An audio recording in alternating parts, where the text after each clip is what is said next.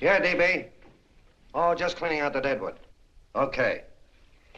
Look, Mr. Cannell, I just can't afford to be without work right now, not even for a day. I've got a mother and 2 kid sisters. More good luck telegrams. Well, you know how it is. I've just got to keep on working, see? Sorry, sister. I was sent down here to clean house. I told you I can't use your column anymore. It's lavender and no lace. Send those other people in. I'll tell you what I'll do. I get $30 a week. I'll take 25, 20 if necessary. I'll do anything you say. It isn't the money. We're after circulation. What we need is fireworks. People who can hit with sledgehammers. Start arguments. Oh, I can do that. I know this town inside out. Oh, give me a chance, All please. right, come in. Cashier's got your check. Who are these people? Gibbs, Furley, Cunningham, Giles. Hey, you sister. Don't forget to get out your last column before you pick up your check.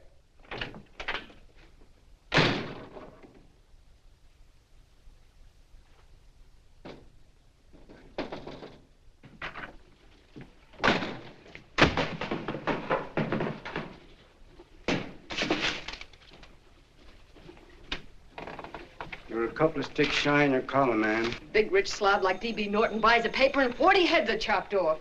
Did you get it, too? Yeah. You too? Oh, Joe. Oh, I'm sorry, darling. Why don't we tear the building down? Before you do, Ann, perhaps you'd better finish this column. Yeah, lavender and old lace. Wait, Joe. Wait. Wants fireworks, huh? Okay.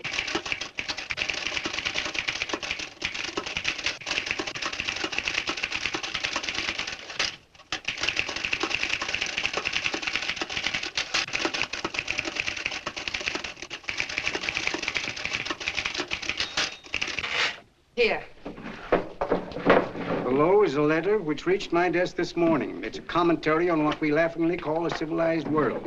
Dear Miss Mitchell, 4 years ago, I was fired out of my job. Since then, I haven't been able to get another one. At first, I was sore at the state administration because it's on account of the slimy politics here we have all this unemployment. But in looking around, it seems the whole world's going to pot. So in protest, I'm going to commit suicide by jumping off the City Hall roof. Signed, a disgusted American citizen, John Doe. Editor's note, if you ask this column, the wrong people are jumping off the roofs. Hey, Ann, this is the old fakeroo, isn't it? Never mind that, Joe. Go ahead. Sorry.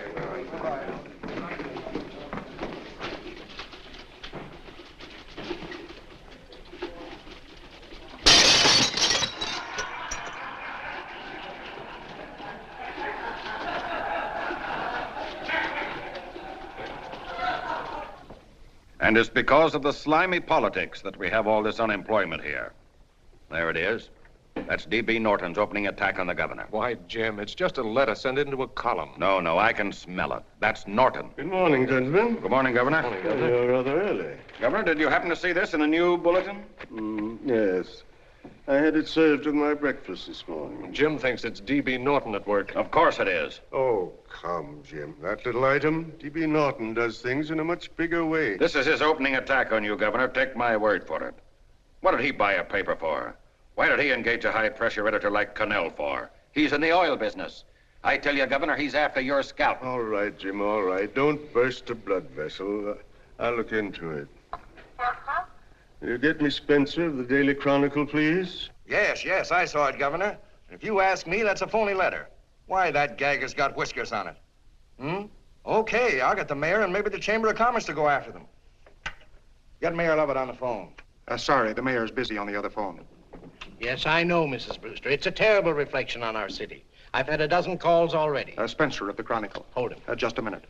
Yes, Mrs. Brewster. I'm listening. I insist that this John Doe man be found and given a job at once. Now, if something isn't done about it, I'll call out the whole auxiliary. Yes, and the junior auxiliary, too.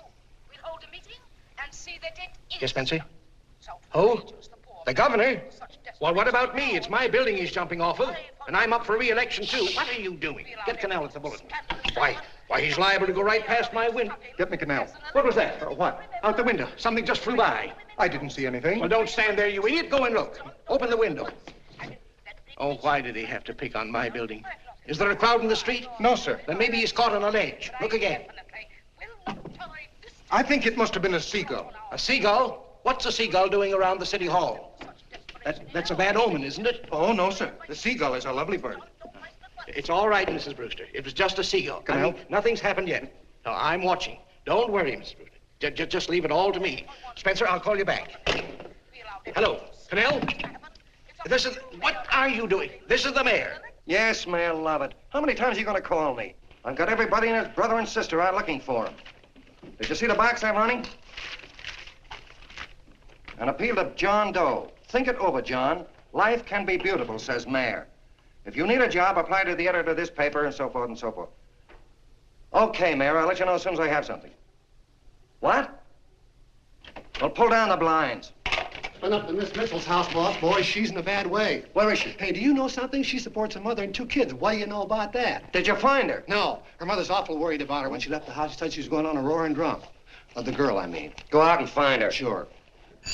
Hey, but the biggest thing I didn't tell you, her old man's Doc Mitchell. You know the doctor saved my mother's life and wouldn't take any money for it? You remember that. Okay, boss, I'll go and look for her.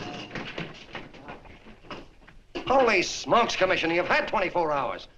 Okay, Hawkshaw, grab a pencil. Here it is again. About 5'5", brown eyes, light chestnut hair, and as fine a pair of legs as ever walked into this office. Did you want to see me? No. I've had the whole Army and Navy out searching for you because that's a game we play here every day. I remember distinctly being fired. That's right. But you have a piece of property that still belongs to this newspaper, and I'd like to have it. What's that? The letter. What letter? The letter from John Doe. Oh. The whole town's in an uproar. We've got to find him, and the letter's the only clue. There is no letter. We'll get a handwriting expert to... What? There is no letter. Say that again. There's no letter. I made it up. You made it up. Mm-hmm. You said you wanted fireworks. Don't you know there are 9 jobs waiting for this guy? 22 families want to board him free. 5 women want to marry him, and the mayor's practically ready to adopt him, and you... Just call the morgue, boss. They said there's a girl there. Shut up.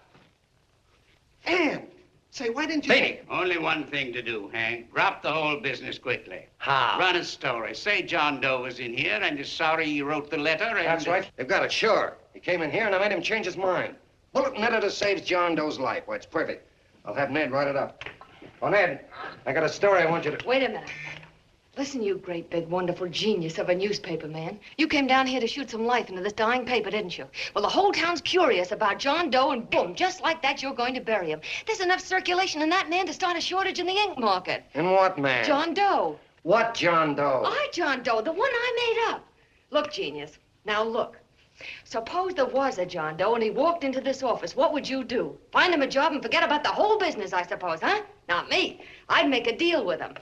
A deal? Sure, when you get hold of a stunt that sells papers, you don't drop it like a hot potato. Well, this is good for at least a couple of months. You know what I'd do? Between now and, let's say, Christmas when he's going to jump, I'd run a daily on. Starting with his boyhood, his schooling, his first job. A wide-eyed youngster facing a chaotic world. The problem of the average man, of all the John Does in the world. Now, then comes the drama. He meets discouragement. He finds the world his feet of clay. His ideals crumble, so what does he do? He decides to commit suicide and protest against the state of civilization. He thinks of the river, but no, he has a better idea. The city hall. Why? Because he wants to attract attention. He wants to get a few things off his chest, and that's the only way he can get himself heard. So? So he writes me a letter, and I dig him up. He pours out his soul to me. And from now on, we quote, I protest by John Doe. He protests against all the evils in the world. The greed, the lust, the hate, the fear. All of man's inhumanity to man. Arguments will start. Should he commit suicide or should he not? People will write in pleading with him. But no, sir, John Doe will remain adamant. On Christmas Eve, hot or cold, he goes. See? Very pretty. Very pretty indeed, Miss Mitchell. But would you mind telling me who goes on Christmas Eve? John Doe. What John Doe? The one we hire for the job, you lunkhead. Wait a minute. Let me get this through this lame brain of mine. Are you suggesting we go out and hire someone to say he's going to commit suicide on Christmas Eve? Is that it? Well, you're catching on. Who, for instance? Anybody. Beanie'll do. Why, sure. Who, me? Jump off a... Oh, no, any time at Christmas. I'm superstitious.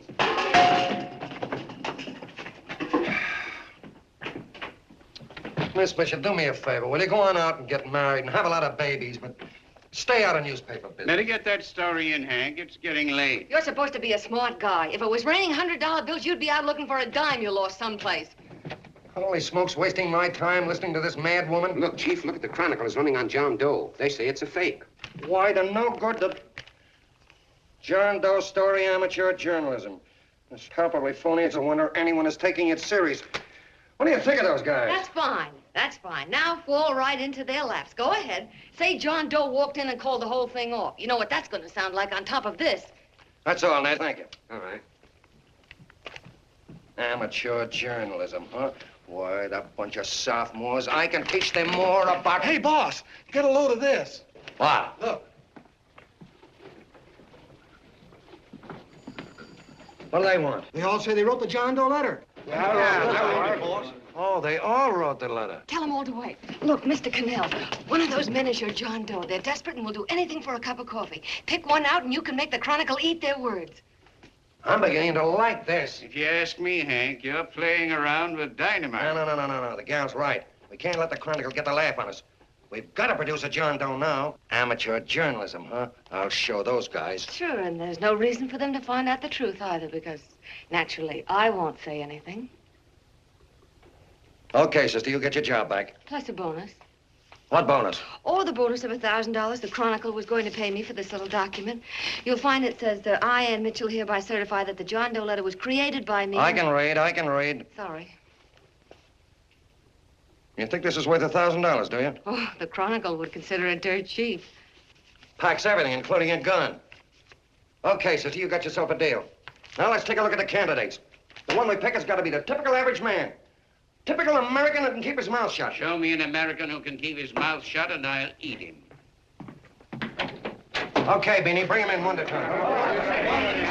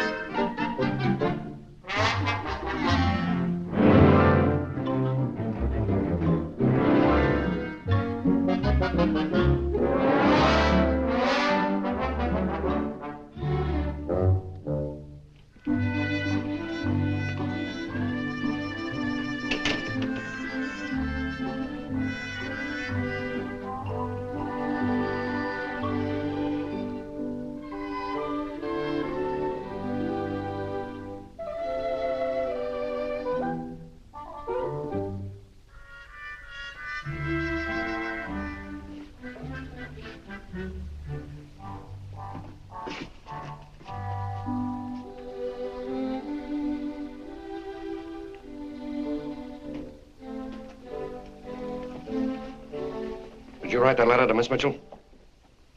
No, I didn't. What are you doing up here, then? Well, the paper says there were some jobs around loose. Thought there might be one left over. Had any schooling? Yeah, a little. What do you do when you work? I used to pitch. Baseball? Yeah, till the wing went bad. Where'd you play? Bush leagues, mostly.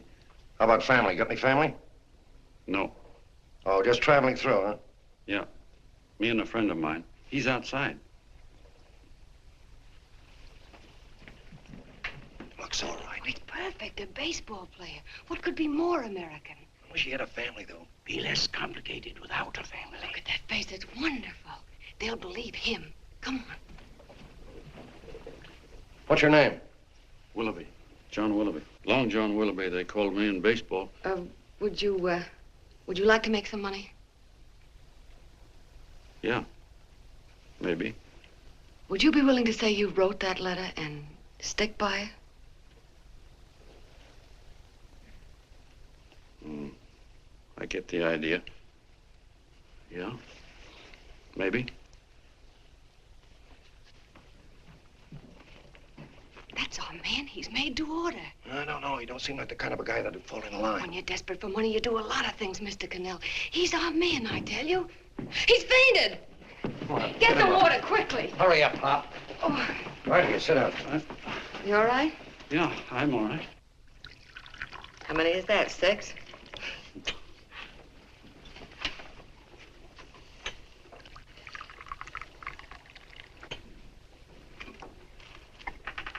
Pretty hungry, weren't you?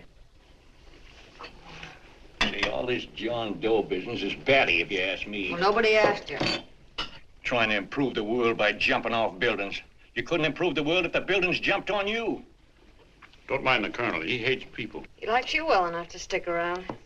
Well, that's because we both play doohickeys. I met him in a boxcar a couple of years ago. I was fooling around with my harmonica, and he comes over and joins in. I haven't been able to shake him since.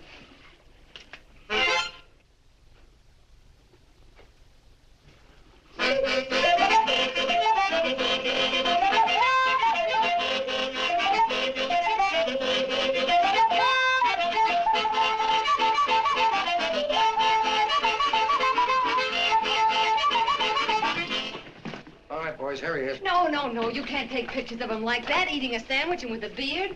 But he's going to jump off a building. Yes, but not because he's out of a job. That's not news. This man's going to jump as a matter of principle. Well, maybe you're right. We'll clean him up and put him in a hotel room under bodyguards. We'll make a mystery out of him. Did you speak to Mr. Norton? Thinks it's terrific. Says for us to go the limit. Wants us to build a bonfire under every big shot in the state. Oh, swell. Is that the contract? Yeah. What's he doing here? Friend of his. They play duets together. Duets? But can we trust him? Oh. I trust him. Oh, you trusted me. Well, that's fine. I suppose he trusts you, too. Oh, stop worrying. He's all right. Okay, but we don't want more than a couple of hundred people in on this thing. Now, the first thing I want is an exact copy of the John Doe letter in your own handwriting. I've got it already. Here. No, that's fine. Now, I want you to sign this agreement. It gives us an exclusive story under your name, day by day, from now until Christmas. On December 26th, you get one railroad ticket out of town.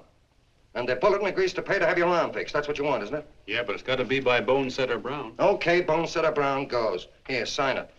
Meanwhile, here's $50 spending money. That's fine. Beanie? Yes, boss. Take charge of him. Get him a suite at the Imperial and hire some bodyguards. Yeah, and some new clothes, Beanie. You think we better have him deloused? Yeah. Both of them? Yes, both of them, but don't let them out of your sight. Hey, Beanie, gray suit, huh? Yeah. Okay, fellas.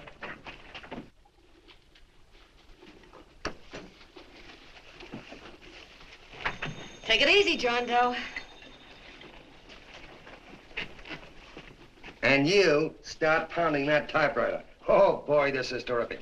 No responsibilities on our part, just statements from John Doe, and we can blast our heads off. Before you pop too many buttons, don't forget to make out that check for $1,000. Okay, fellas, now, let me see. You sit outside the door. Nobody comes in, see? You two fellas sit in here. Hey, pretty nifty, huh? You ain't gonna get me to stay here. Sure you are. No, sir. That spot under the bridge where we slept last night's good enough for me. Say, what'll I do with this baggage? Well, stick him in the bedroom. Give me mine. I ain't staying. You know, we were headed for the Columbia River country before all this John Doe business came up. You remember that, don't you? Sure, I remember. Say, your ears popped coming up in the elevator. Mine did. Oh, Long John, I tell you, it's no good. You're gonna get used to a lot of stuff that's gonna wreck you. Why, that $50 in your pocket's beginning to show up on you already. And don't pull that on me, neither. Stop worrying, Colonel. I'm gonna get my arm fixed out of this. Hey, here's some cigars the boss sent us. Have one. Hey, Help cigars. yourself. No.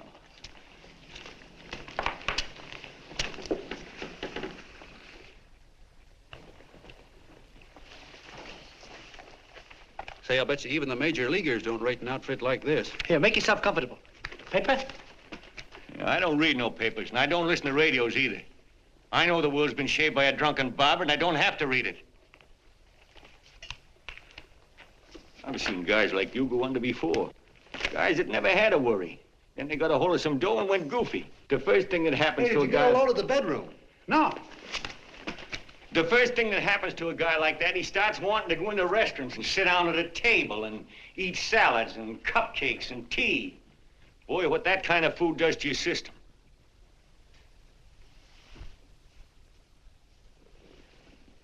The next thing the dope wants is a room. Yes, sir, a room with steam heat and curtains and rugs. And before you know it, he's all softened up and he can't sleep unless he has a bed.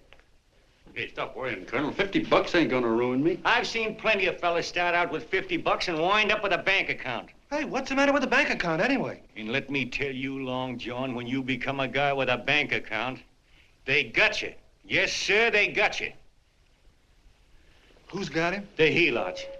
Who? Hey, there's the City Hall tower I was supposed to jump off of. It's even higher than this. Who's got him? The helots. Woo! Hey, wait a minute! You're not supposed to jump till Christmas Eve. Do you want to get me in a jam? If it's going to get you in the jam, I'll do you a favor. I won't jump. And when they got you, you got no more chance than a road rabbit. Hey, who'd you say was going to get him? Say, is this one of those places where you ring if you want something? Yeah, just use the phone. Boy, I've always wanted to do this. Hey, Doc, look. Look, Doc. Give me that again, will you? Who's going to get him? The helots. Who are they? Listen, Sucky, you ever been broke? Sure, mostly often. All right. You're walking along. Not a nickel in your jeans. You're free as the wind. Nobody bothers you. Hundreds of people pass you by in every line of business. Shoes, hats, automobiles, radios, furniture, everything. And they're all nice, lovable people. And they let you alone. Is that right? Then you get a hold of some dough, and what happens? All those nice, sweet, lovable people become helots.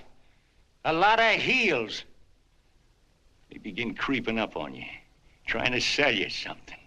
They get long claws, and they get a stranglehold on you. And you squirm, and you duck, and you holler, and you try to push them away, but you haven't got a chance. They got you. First thing you know, you own things. A car, for instance. Now your whole life is messed up with a lot more stuff. You get license fees, and number plates, and gas, and oil, and taxes, and insurance, and identification cards, and letters, and bills, and flat tires, and dents, and traffic tickets, and motorcycle cops, and courtrooms, and lawyers, and fines, and 1,000,001 other things. And what happens? You're not the free and happy guy you used to be. You gotta have money to pay for all those things. So you go after what the other fellas got. And there you are. You're a helot yourself.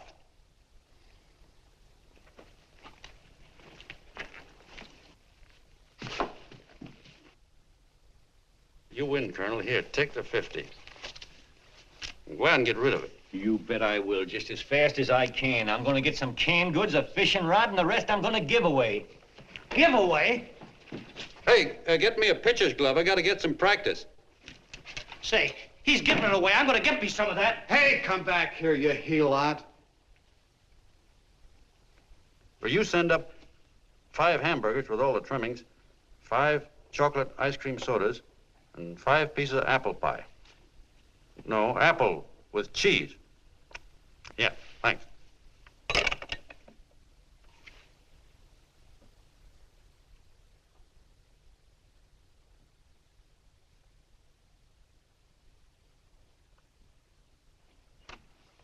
Hello there.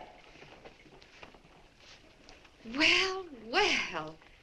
If it isn't the man about town. All set, Miss Anne. Oh, yes. Let's go. Let's see, we want some action in these pictures. Action? That's good. No. This man's going to jump off a roof. Oh. Here, wait a minute. Let me comb your hair. Sit down. There, that's better.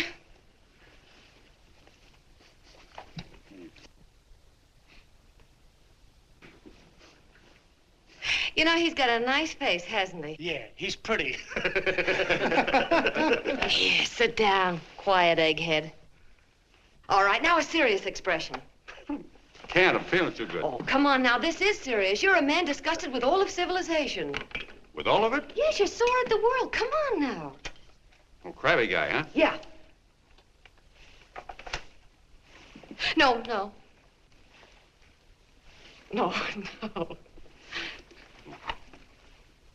No, look.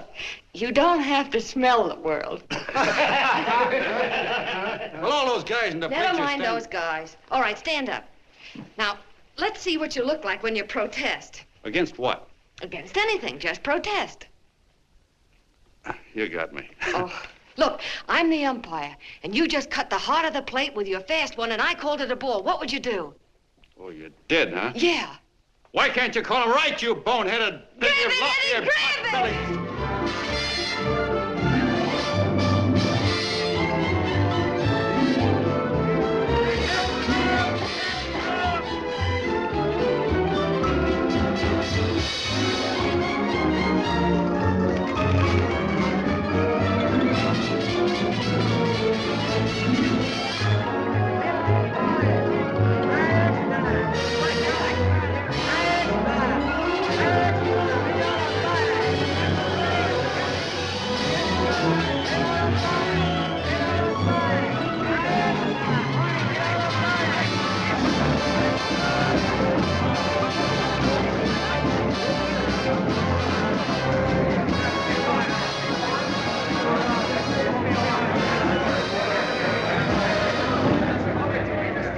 I don't care whose picture they're publishing. I still say that this John Doe person is a myth, and you can quote me on that. And I'm going to insist on his being produced for questioning. You know as well as I do that this whole thing is being engineered by a vicious man with a vicious purpose, Mr. D.B. Norton.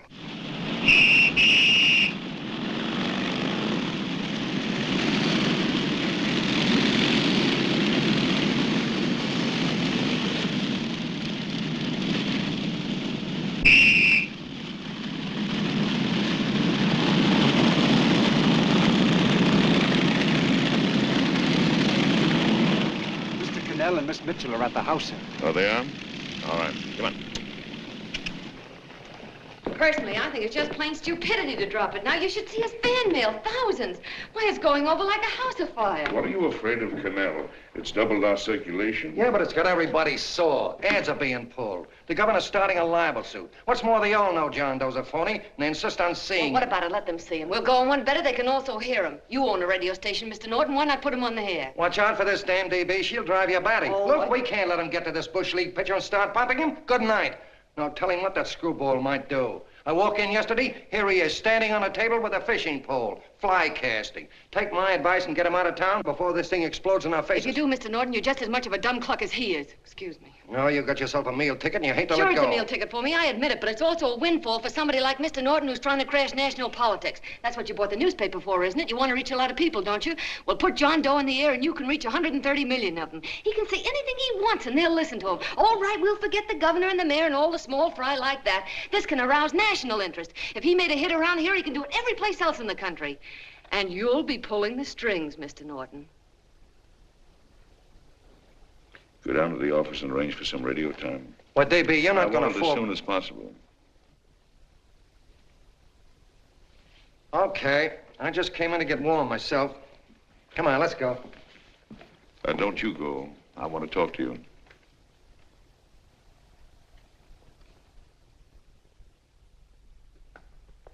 Sit down.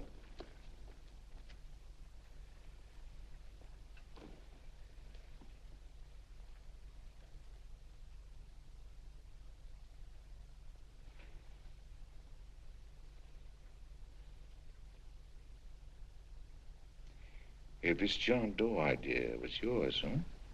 Yes, sir.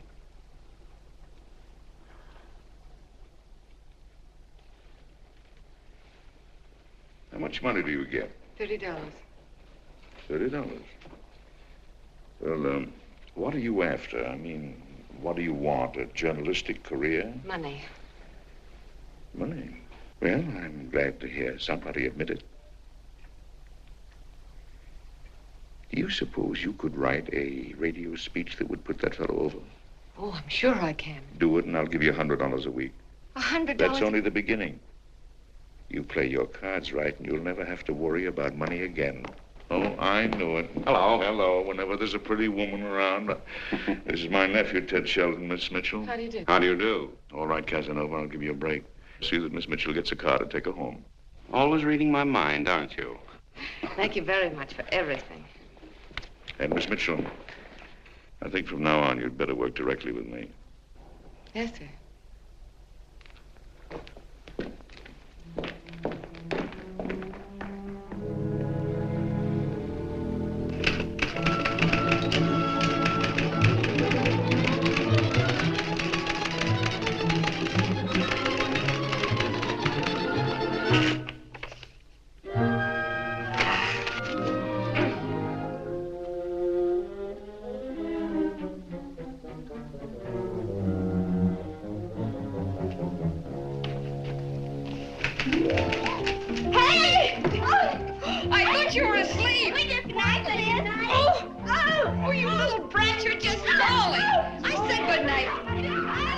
Come, children. It's past your bedtime. Go on, Mama. Come on. Now, Pooch, I'll Stay stay. fork through me. I'm done. I'll never get this speech right. Oh, yes, you will, Ann, dear. You're very clever. Yeah, I know. What are you looking for? Your purse, I need $10. What for? I gave you 50 just the other day. Yes, I know, dear, but Mrs. Burke had her baby yesterday. 9 pounds. And there wasn't a thing in the house. And then the community chest lady came. And the 50's all gone, huh? Who's the 10 for? The Websters. The Websters. You remember those lovely people your father used to take care of. I thought I'd buy them some groceries. Oh, Anne, dear, it's a shame those You're poor... marvelous, Ma. You're just like Father used to be. Do you realize a couple of weeks ago we didn't have enough to eat ourselves? Well, yes, I know, dear, but these people are in such need. And we have plenty now. If you're thinking of that $1,000, forget it. It's practically all gone. We owed everybody in town. Now, you just got to stop giving all your money away. Oh, Anne, dear. Oh, I'm sorry, Ma. Oh, don't pay any attention to me. I guess I'm just upset about all this.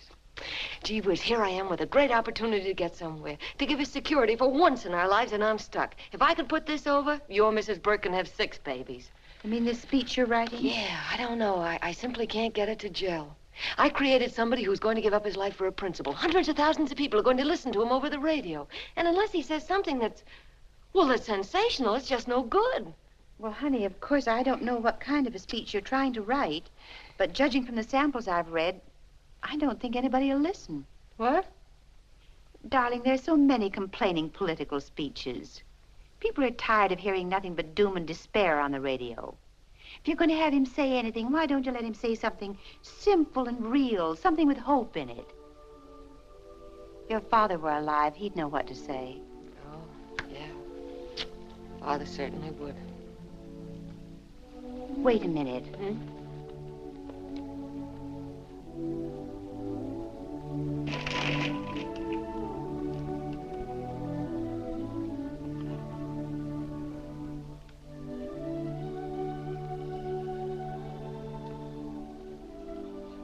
That's your father's diary, Anne. Father's... I never knew he had a diary. There's enough in it for 100 speeches. Things people ought to hear nowadays. You be careful of it, won't you, dear? It's always helped to keep your father alive for me. You bet I will, Ma. Wait a minute. John Doe don't want to sign no autographs. Well, what does he do all day? What does he do all day? He's writing out his memories. Sorry, lady, you can't see Mr. Doe. He wants to be alone. No, he just sits around all day and commutes with himself.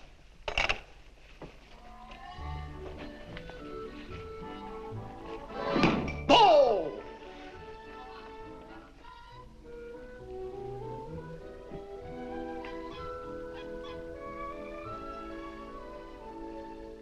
I don't know how you're going to stand it around here till after Christmas. I'll bet you ain't heard a train whistle in 2 weeks.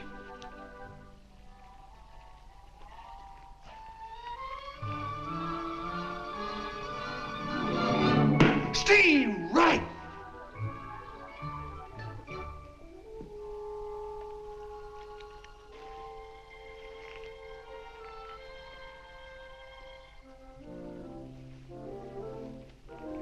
I know why you're hanging around.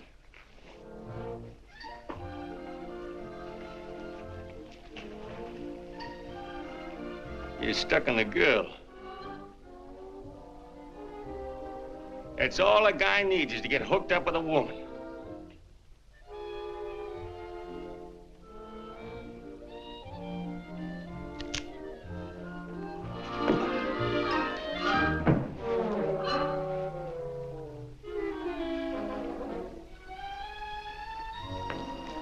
What was that, a single? First baseman dropped the ball. Butterfingers. Tough luck, pal.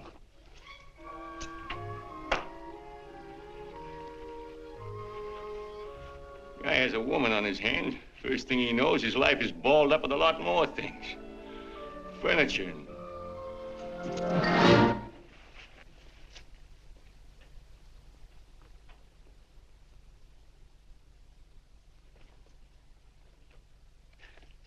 Did you get him? You're out. Swell. What's this, the end of the 8th? 9th.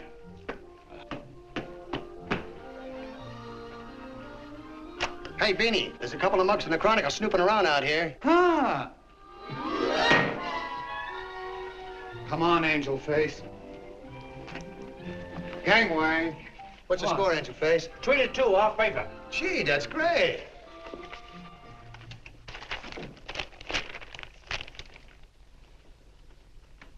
Hey, you got swell form there. Must have been a pretty good pitcher. Pretty good. Say, I was just about ready for the major leagues when I chipped a bone in my elbow. I got it pitching a 19-inning game. 19? Yeah. There was a major league scout there watching me, too. And he came down after a game with a contract. You know what? I couldn't lift my arm to sign it. I'll be okay, though, as soon as I get it fixed up. It's too bad. What do you mean, too bad? Huh? Oh, that you'll never be able to play again. What are you talking about? I just told you I was going to get... Well, you know how they are in baseball if a guy's mixed up in a racket. Racket? What do you mean?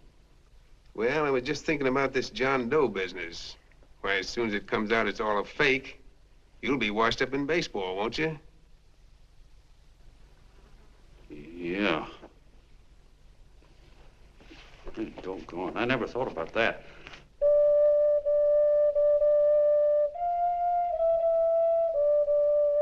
Gosh.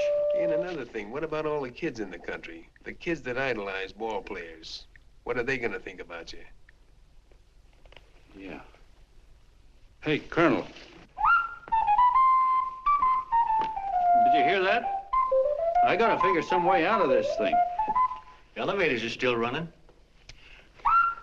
I know one way you can do it. How? Well, when you get up there on the radio, all you have to do is to say the whole thing's a frame-up. Make you a hero sure as you're born. Yeah, but how am I gonna get my arm fixed? Well, that's a cinch. I know somebody that'll give you $5,000 just to get up on the radio and tell the truth. $5,000? Yeah, $5,000, and he gets it right away. You don't have to wait till Christmas. Look out, Long John. They're closing in on you. Say, who's putting up this dough? Fellow runs the Chronicle. Here's the speech you make, and it's all written out for you. $5,000. Holy mackerel, I can see the helots coming, the whole army of them. It's on the level.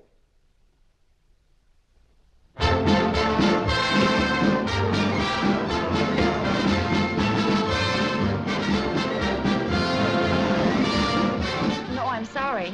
Tickets for the broadcast are all gone. Phone the bulletin. Sorry, no more tickets left.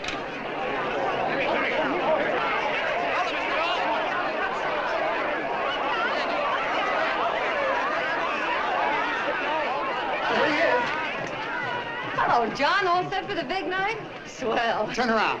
One moment. Now stand still. Hold it, Mr. Doe. Hold it. Big smile, Mr. Doe. That's swell. Okay, Jeannie, that's all. Take him out. Come on,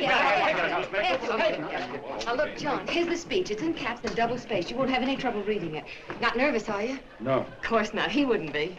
Who? John Doe, the one in there. Hey, don't let your knees rattle. It picks up on the mic. Oh, Beanie, you needn't be nervous, John. All you have to remember is to be sincere. Pick up that phone, Miss Mitchell. It's for you. Okay.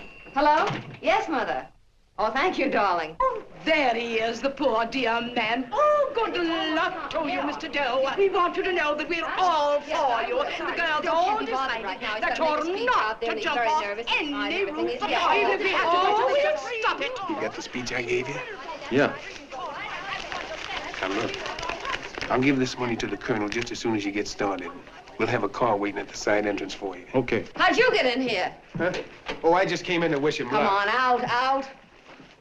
Mother says good luck, too. John, when you read that speech, please believe every word of it. He's turned out to be a wonderful person, John. Who? John Doe, the one in the speech. Oh. You know something? I've actually fallen in love with him.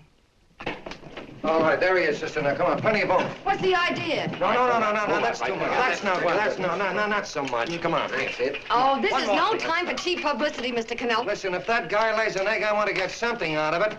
I'm getting a Jane Doe ready. Oh, come on. Here. Will you, fellas? Give me a chance. I have to raise Just one more, will you, That's please? fine, honey. You go ahead. After you've been doing more. You're very honey. Go ahead. How you doing? Oh. All right, Benny, bring him in.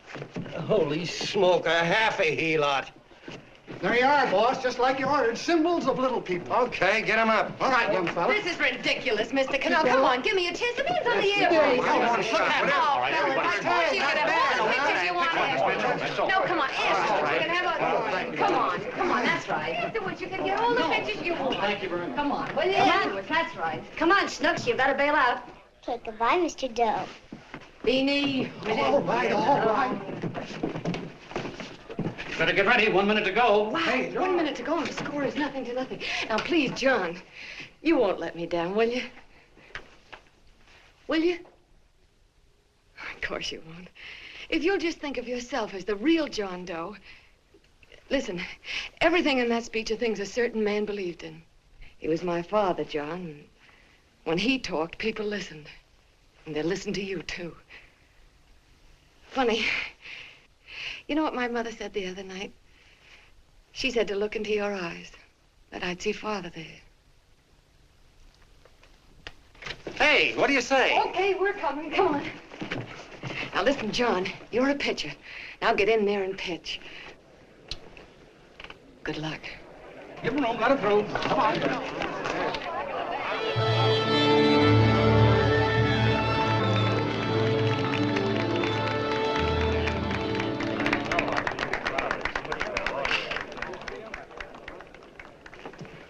Hey, let's get out of here. There's the door right there. Hey, what are you doing here? That's what I'd like to know. Come on, out. Hey, he's a friend of mine. Never mind, let him alone. He's all right. I'll be right over there pulling for you. No, John, over here.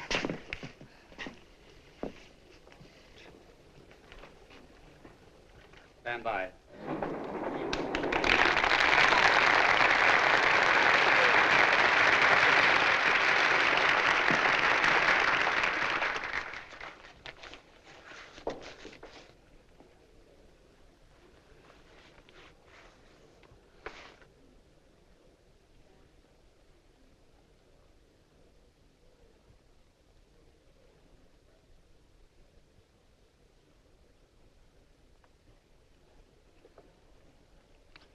Phone the Chronicle. Tell them to start getting those extras out.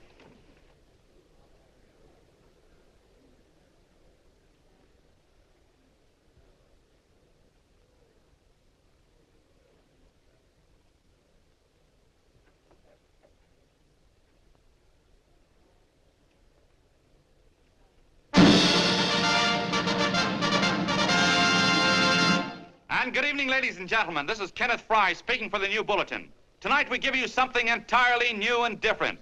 Standing beside me is the young man who has declared publicly that on Christmas Eve he intends to commit suicide, giving as his reason, quote, "I protest against the state of civilization," end quote. Ladies and gentlemen, the New Bulletin takes pleasure in presenting the man who is fast becoming the most talked of person in the whole country, John Doe.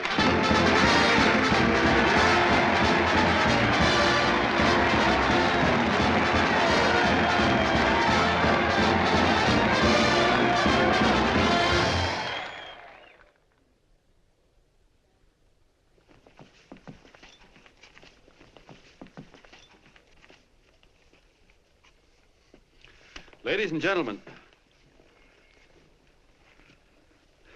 I am the man you all know as John Doe. I took that name because it seems to describe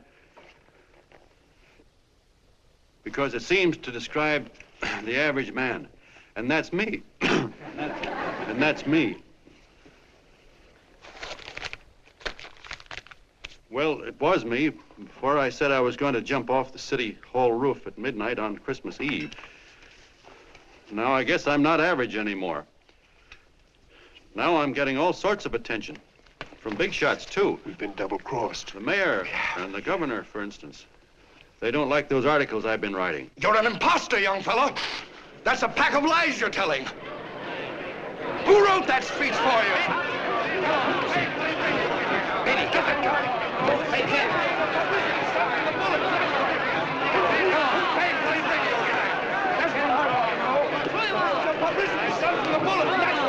Spencer. Ladies and gentlemen, the disturbance you just heard was caused by someone in the audience who tried to heckle Mr. Doe. The speech will continue.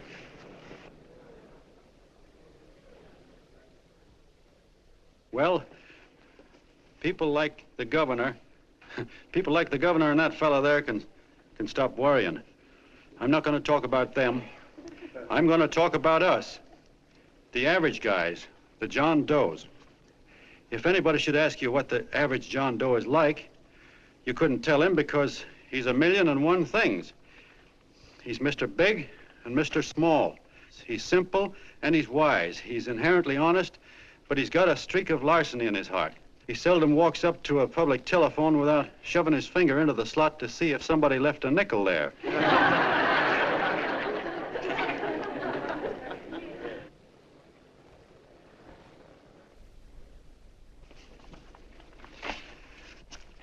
He's the man the ads are written for. He's the feller everybody sells things to. He's Joe Doe, the world's greatest stooge and the world's greatest strength.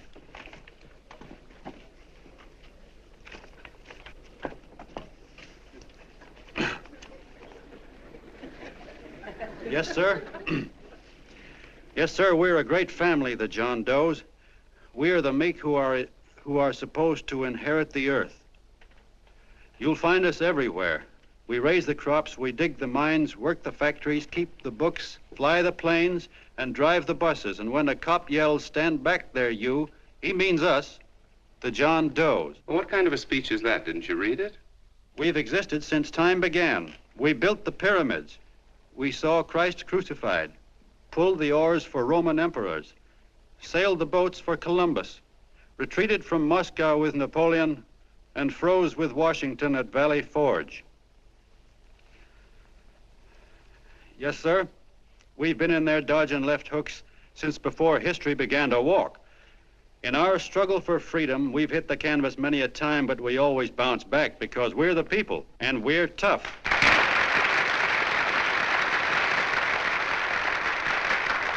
They've started a lot of talk about free people going soft, that we can't take it. That's a lot of hooey. A free people can beat the world at anything, from war to tiddlywinks, if we all pull in the same direction.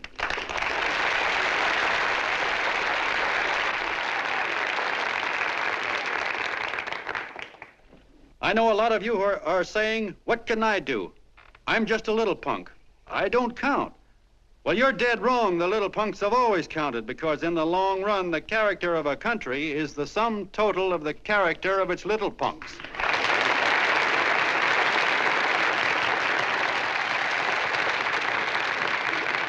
But we've all got to get in there and pitch. We can't win the old ball game unless we have teamwork. And that's where every John Doe comes in. It's up to him to get together with his teammate. And your teammate, my friends, is the guy next door to you. Your neighbor. He's a terribly important guy, that guy next door. You're going to need him, and he's going to need you, so look him up. If he's sick, call on him. If he's hungry, feed him. If he's out of a job, find him one. To most of you, your neighbor is a stranger, a guy with a barking dog and a high fence around him. Now, you can't be a stranger to any guy that's on your own team. So tear down the fence that separates you. Tear down the fence, and you'll tear down a lot of hates and prejudices. Tear down all the fences in the country, and you'll really have teamwork.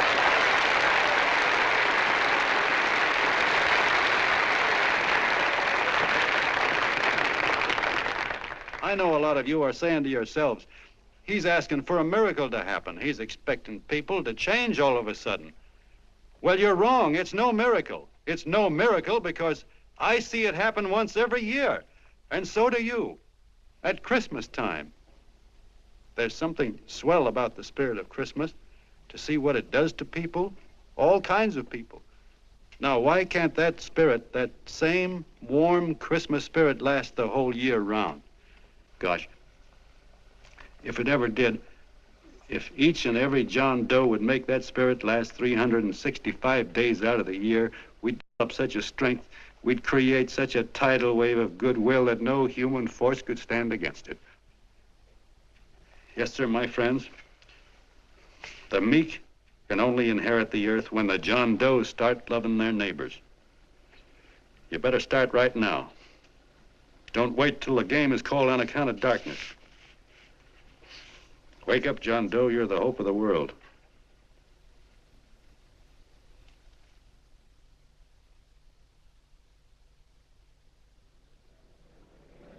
John, you were wonderful.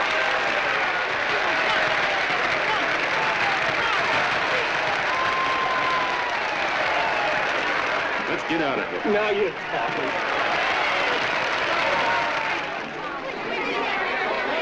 Get away, you he-lo!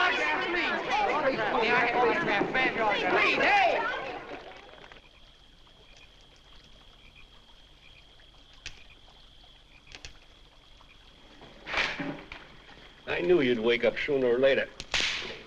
Boy, am I glad we got out of that mess. I had the $5,000 sewed up. Could have been on my way to old Doc Brown.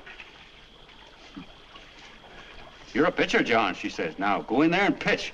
What a sucker. Yeah, she's a heel-out just like the rest of them. It's lucky you got away from her. What was I doing up there making a speech anyway? Me, huh? Geez, the more I think about it, the more I could... Tear down all the fences. Why, if you tore one picket off of your neighbor's fence, he'd sue you. $5,000 had it right in my hand. What do you mean he ran away? Well, go after him, find him. That man is terrific.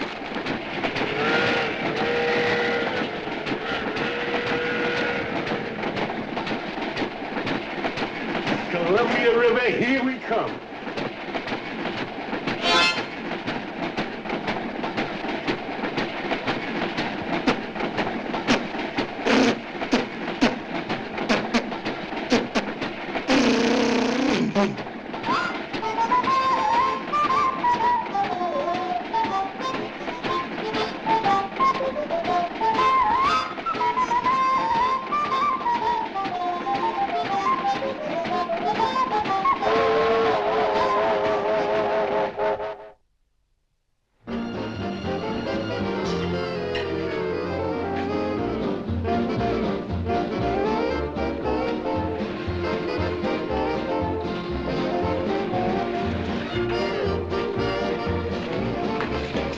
Jitterbugs. Yeah. Say, how much money we got left? 4 bits. Better make it donuts, huh? Yeah.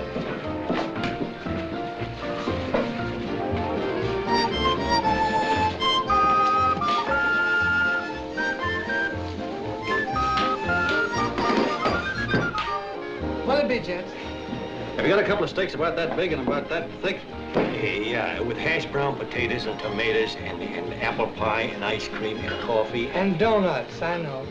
Hey, Ma! Seekers! A pair. Fingers a pair coming up. Glad he took the tea out of that.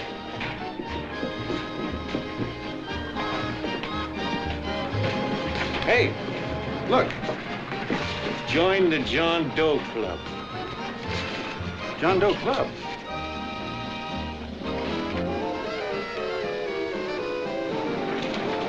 Uh-oh. You John Doe? Who? John Doe. Ah, you need glasses, buddy. Oh, but gee, it's a spitting image of John Doe. Yeah, but his name is Willoughby. Long John Willoughby. I'm a baseball player. Sure. Oh, no, I'd know that voice anyway. You can't kid me. You John Doe. Hey, Ma! Ma! That's John Doe. John Doe? Yeah, sitting right there, big as life. Who'd you say it was? John Doe, the big guy there. Pictures in the paper. That's John Guy. John Doe. John Doe. Sitting right there, John Doe. Hey, operator. Dan's Beanery. Look, call everybody in town. John Doe was just in my place. Yeah, he ordered donuts.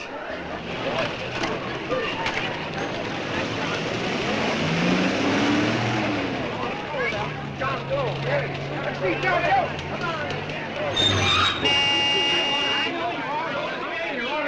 John Doe, we're all neighbors, but my office is packed like a sardine box. What does John Doe look like, Mr. Mayor? Oh, he's one of those great big outdoor type men. No, you can't see him. You didn't vote for me the last time. Shame on you. What are you doing there? Get off my front porch anyhow. Mr. Norton come yet? Oh, well, I wonder where he's at. What's keeping him? He should have been here 15 minutes ago. Oh, there it comes now. Now, everybody on your dignity. Don't do anything to disgrace us. A little town, but we got to show off. Better let me talk to him. All right, but present it to him as a great cause for the common man. Ah, here he comes. Now, give him room down there. Give him room, folks. Come on now. Come on. Here it comes. Here it comes. Here's Mr. Norton. How do you do, Mr. Norton? I'm Mayor Hawkins. Here's Mr. Norton. Let me go, you darn tool. I'm the mayor. Mr. Norton. Mr. Norton. Mr. Norton. I'm Mayor Hawkins. Your office telephoned me to hold him. Well, that's fine. How is he? Oh, he's fine. He's right in my office there. You know, it's a big honor having John Doe here, and you too. Haven't had so much excitement since the old city hall burned down. People are so excited and their tourists clothes off. Oh, Matilda, darling, phone the newspapers, tell them Mr. Norton's here. Step right inside, Mr. Norton. My office. Very comfortable here, Mr. Norton. Just had it air conditioned. Gangway, please. Make room for Mr. Norton. Gangway. Gangway. Here he is, Mr. Norton. Well taken care of. The neighbors are serving him a light lunch. Hello, John. Hello. Mr. Mayor, if you don't mind, we'd like to talk to him alone. Why, certainly, certainly. All right, everybody, clear out. Everybody, quickly now. Come on, you. Come on. Come on. That's it. All right. All right. Don't argue with me here. Wait till we get home. Don't you push me around like that. Even though I'm your wife, you can't push me around. Look, Mr. Norton, I think you got a lot of nerve having those people hold us here. There's nobody holding you here, Mr. Doe. It's only natural Look, that there's nobody holding us here. Let's get going. Incidentally, my name isn't Doe, it's Willoughby. Look, John, something terribly important's happened. They're forming John Doe Clubs. We know of 8 already, and they say that there's John Doe Clubs? What for? To carry out the principles you talked about in your radio speech. I don't care what they're forming. I'm on my way, and I don't like the idea of being stopped either. Oh, but you don't know how big this thing is. You should see the thousands of telegrams we've received and what they're saying about you. Look, it started as a circulation stunt, didn't it? Well, you got your circulation. Now, why don't you let me alone? Oh, it started as a circulation stunt, but it isn't anymore. Mr. Norton wants to get back of it and sponsor John Doe Clubs all over the country. He wants to send you on a lecture tour. Me? Uh-huh. Well, certainly, with your ability to influence people, it might grow into a glorious movement. Say, let's get something straight here. I don't want any part of this thing. If you got an idea I'm going around lecturing the people, why, you're crazy. Baseball's my racket, and I'm sticking to it. Come on, Colonel, let's get out of here. John, please, please. I just got rid of one crowd. Oh, but please, Mr. Mayor, tell him the John Doe Club wants to talk to him. Let them in, Mr. Mayor. Let them come in. Okay, folks, but remember your manners. No stampeding. Walk slow, like you do when you come to pay your taxes.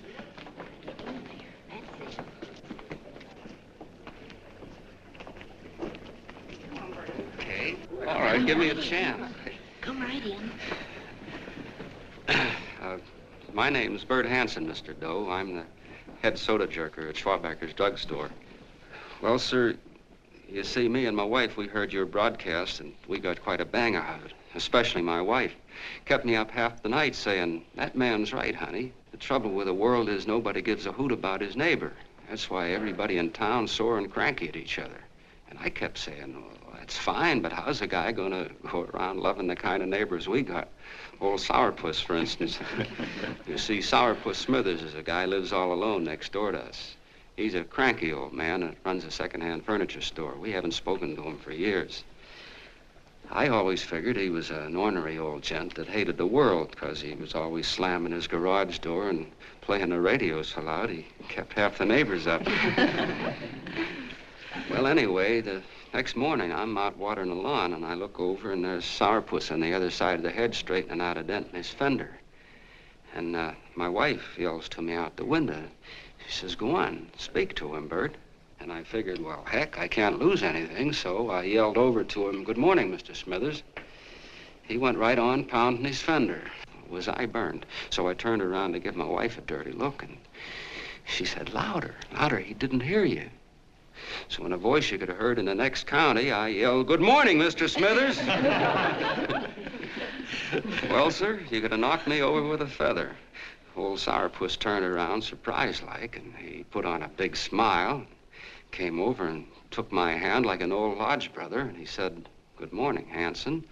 I've been wanting to talk to you for years, only I thought you didn't like me. And then he started chatting away like a happy little kid, and he got so excited his eyes all... Well, Mr. Doe, before we got through, I found out Smithers is a swell egg, only he's pretty deaf, and that accounts for all the noises. And he says it's a shame how little we know about our neighbors. And then he got an idea, and he said, how's about inviting everybody someplace where we can all get together and know each other a little better? Well, I'm feeling so good by this time, I'm ripe for anything. So Smithers goes around the neighborhood inviting everybody to a meeting at the schoolhouse, and I tell everybody that comes in the store, including Mr. Schwabacker, my boss. I'm talking too much. Well, I'll be doggone if over 40 people don't show up. Of course, none of us knew what to do, but we sure got a kick out of seeing how glad everybody was just to say hello to one another. Tell him about making Sourpuss chairman. Oh, yeah, we made Sourpuss chairman and decided to call ourselves the John Doe Club. And say, incidentally, this is my wife. Come here, honey. This is my wife, Mr. Doe. How do you do, Mr. Doe? Sourpuss is here, too. Oh, is he?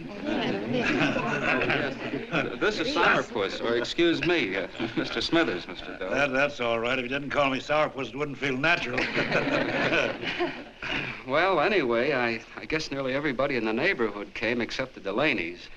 The Delaney's live in a big house with an iron fence around it, and they always keep their blinds drawn. And we always figured that he was just an old miser that sat back counting his money, so why bother about inviting him? Until Grimes, the milkman, spoke up and he said, say, you've got the Delaney's all wrong. And then he tells us about how they canceled their milk last week, and how when he found a note in the bottle, he got kind of curious-like, and he sort of peeked in under the blinds and found the house was empty. If you ask me, he says, they're starving. Old man Delaney has been bringing his furniture over to my place at night, one piece at a time, and selling it. Yeah. And, well, sir, a half dozen of us ran over there to fetch him, and we brought him to the meeting. And what a reception they got. Why, everybody shook hands with him and made a fuss over them, and, well, finally, Mr. and Mrs. Delaney just sat right down and cried. And then we started to find out about a lot of other people. Yeah, sure. Well, you know Grubel, for instance. Grubel's here. See? Yeah, that's a... Of course, you don't know Grubel, but he's a man that everybody figured was the worst no-account in the neighborhood because he was living like a hermit and nobody would have anything to do with him. That isn't Little Murphy. The postman told us the truth. Why, Grubel, he says, he lives out of garbage cans because he won't take charity, because it'd ruin his self-respect, he says. Just like you said on the radio, Mr. Doe. Well, sir, about a dozen families got together and gave Grubel a job watering their lawns. Isn't that wonderful? And then we found jobs for 6 other people, and they've all gone off for leave. Yeah, and my boss, Mr. Schwabacker, made a job in his warehouse for old man Delaney. And he gave you that $5 raise. Yeah, wasn't that swell?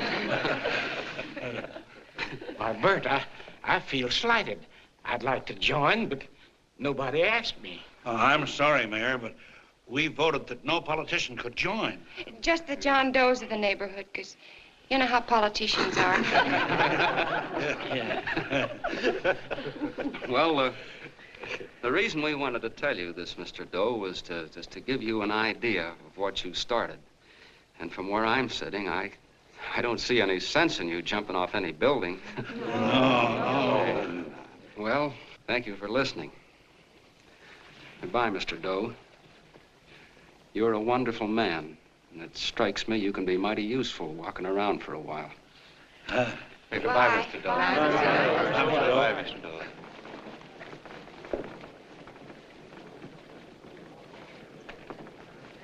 I'm Mrs. Delaney, Mr. Doe, and God bless you, my boy.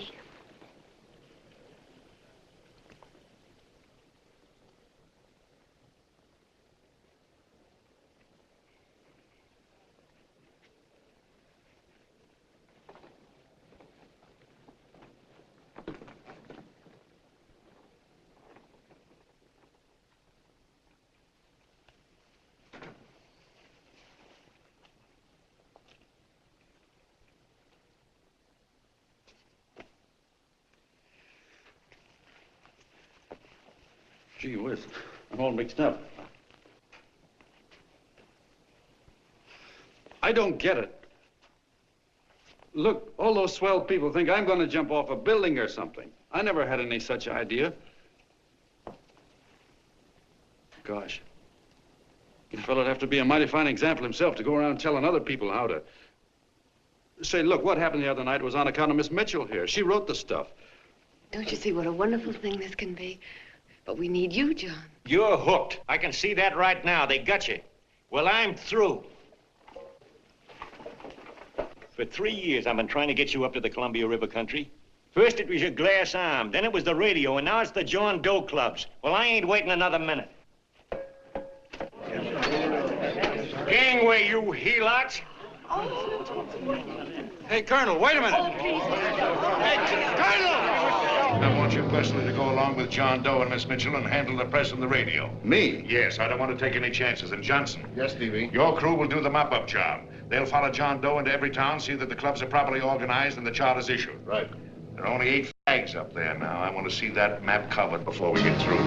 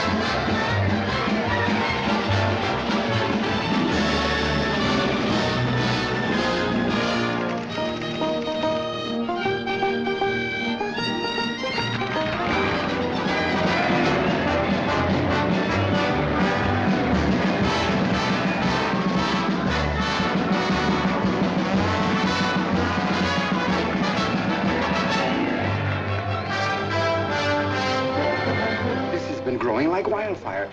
If they made demands, I'd understand it. But the John Does ask for nothing. People are going off relief. If this keeps up, I'll be out of a job. As soon as it gets strong enough, we'll find out what John Doe wants. 30 every Thursday, 60 at 60. Who knows what? I'm sorry, boss. They just won't let anybody talk politics to them. It's crazy. We've got to get to them. They represent millions of voters.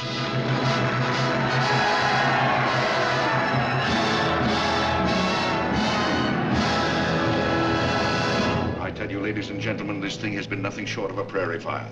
We've received so many applications for charters to the John Doe Clubs, we haven't been able to take care of them. I'd hate to have that many pins stuck in me. This John Doe convention is a natural. It's going to put our city on the map. Why, over 2,400 John Doe Clubs are sending delegates. Can you imagine that? You, Mr. Mayor, will be the official host. You will make the arrangements for decorating the city, parades, and a reception for John Doe when he gets home. And don't wear your high hat. No high hat? No high hat. And from you, Cannell, I want a special John Doe edition every day until the convention is over. And now, if you will, please step into the outer office and look your prettiest because there are photographers there to take pictures of this committee. Don't worry, DB. Everything will be taken care of. Isn't it all too wonderful? Gather down here in a nice group. I'll get a nice picture of you. Oh, Mr. Mayor, would you step down in front row, please? You ladies get close to him. That's it. Well, I don't get it. Get what? Look, DB, I'm supposed to know my way around. This John Doe movement has cost you a fortune. Now, this convention is going to cost plenty. Well? Well, I'm stuck with 2 and 2, and I'm a sucker if I can make 4 out of it. Where do you come in? You'll have the satisfaction of knowing that my money has been spent for a worthy cause. I see. I better stick to running the paper, huh? I think maybe you better had. Cannell, I'd like to have the John Doe contract, all the receipts for the money we advanced him, and the letter Miss Mitchell wrote, for which I gave her $1,000. Yes, sure. Well, we leave for the airport, half an hour. Is that Johnny boy's room? Better hustle him up. He'll be ready on time. He's packing. Ah, good. Did you see his picture on the cover of Time? Yeah. I gotta give you credit, Annie girl. I've handled a good many big promotions in my time. Everything from a World's Fair to a channel swimmer. But this one has certainly got me spinning. And now a John Doe convention. Wow. Say, if you could only get him to jump off the City Hall roof on Christmas Eve, I'd guarantee you 500,000 people there. Charlie. Hmm? What do you make of him? Oh, Johnny boy? Well, I don't know what angle you want, but I'll give it to you quick. Number 1, he's got great yokel appeal, but he's a nice guy. Number 2, he's beginning to believe he really wrote that original suicide letter that you made up. Number 3, he thinks that you're Joan of Arc or something. Yeah, I know. Number 4, well, you know what number 4 is. He's nuts about you. Yeah, it's running out of his ears. You left out number 5. We're all heels, me especially. Holy smoke. Come in.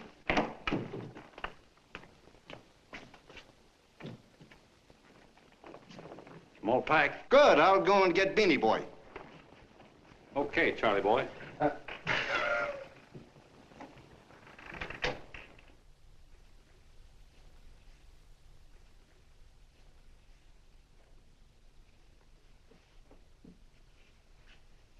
Can I help you pack?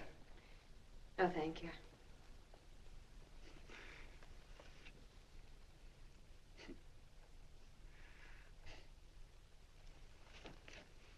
Do you care if I sit down out here?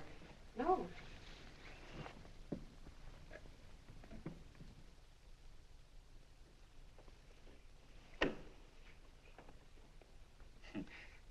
You know, I had a crazy dream last night. It was about you. About me? Yeah, sure was crazy. I dreamt I was your father.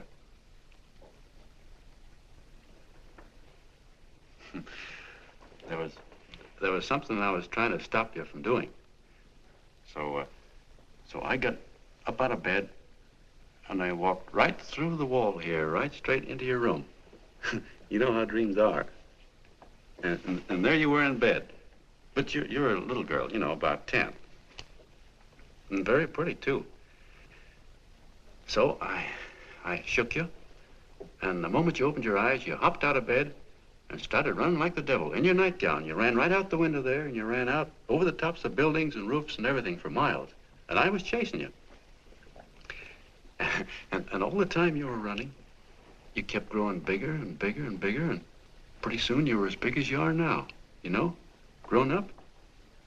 And all the time I kept asking myself, what am I chasing her for? And I didn't know. Isn't that a hot one? Well, anyway, you ran into some place, and then I ran in after you, and when I got there you were getting married. And the nightgown had changed into a beautiful wedding gown. You sure look pretty, too.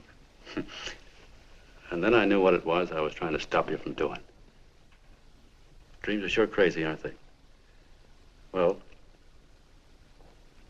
would you like to know who it was you were marrying? Oh, a tall, handsome Ubangi, I suppose. No, not that bad. It was that fellow that sends you flowers every day. Yeah, what's his name? Mr. Norton's nephew? Had children. Yeah, that's the one. But here's the funniest part of it all. I was the fellow up there doing the marrying, you know, the justice of peace or something. You were? I thought you were chasing me. Well, yes, I was, but I was your father then, you see. But the real me, John Doe, or that is, Long John Willoughby, I was the fellow up there with the book. You know what I mean? I guess so. Then what happened? Well, I took you across my knee and I started spanking you. That is, I didn't do it. I mean, I did do it, but it wasn't me, you see. I was your father then. Well, I held you across my knee and I said, Annie, I won't allow you to marry a man that's just rich or that has his secretary send you flowers. The man you marry has got to swim rivers for you. He's got to climb high mountains for you. He's got to slay dragons for you. He's got to perform wonderful deeds for you. Yes, sir. And all the time, the guy up there, you know, with the book, me, just stood there nodding his head. And he said, go to it, Pop. Whack her one from me, because that's just the way I feel about it, too. So he said, come on down here and whack her yourself. So I came down and I whacked you a good one, see? Then he whacked you, and I whacked you another one, and we both started whacking you like... Well, if you're through whacking her, come on, let's get going. Okay, fellas, right in here. You go out the side entrance, there's a bunch of autograph seekers out front. We'll be down with the bags in a minute. Come on, don't make a government project out of this. Hi, Benny. When's our plane take off again? Couple of minutes. How many people do you think we've talked to already, outside the radio, I mean? Oh, I don't know. About 300,000. 300,000. What makes them do it, Ann? What makes them come and listen and get up their John Doe Clubs the way they do? I've been trying to figure it out. Look, John, what we're handing them are platitudes, things they've heard 1,000,000 times. Love thy neighbor, clouds have silver linings, turn the other cheek. It's just a... Yeah, I heard them 1,000,000 times, too, but there you are. Maybe they're like me, just beginning to get an idea what those things mean. You know, I never thought much about people before. They were always just somebody to fill up the bleachers. And the only time I worried about them is when they didn't come in to see me pitch. You know, lately I've been watching them when I talk to them. I could see something in their faces. I could feel that they were hungry for something. You know what I mean? Maybe that's why they came. Maybe they're just lonely and wanted somebody to say hello to. I know how they feel. I've been lonely and hungry for something practically all my life.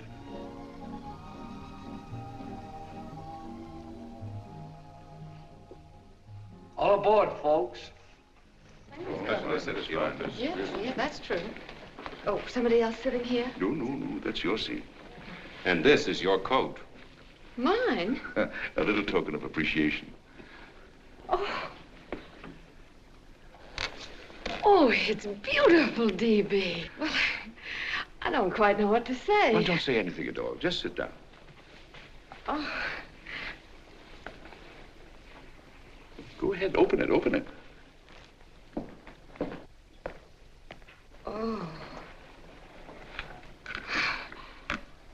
Oh, it's lovely. And a new contract goes with it. Well, come on, spring it. You've got something on your mind. It must be stupendous. You know, that's what I like about it. Right to the point, like that. All right, Practical Annie, here it is. Tomorrow night, before a crowd of 15,000 people and talking over a nationwide radio hookup, John Doe will announce the formation of a third party. A third party? Yes, the John Doe Party. Devoted entirely to the interests of all the John Does all over the country, which practically means 90% of the voters. He will also announce the third party's candidate for the presidency, a man whom he personally recommends, a great humanitarian, the best friend the John Does have. Mr. D.B. Norton. Yes.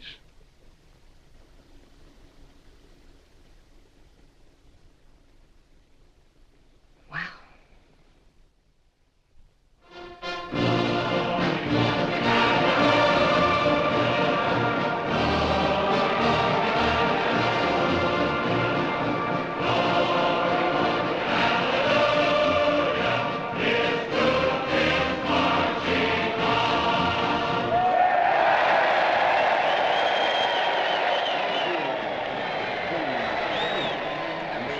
And although the opening of the convention is hours off, the delegates are already pouring into the ballpark by the droves, with lunch baskets, banners, and petitions asking John Doe not to jump off any roof. No matter how you look at it, it's still a phenomenal movement.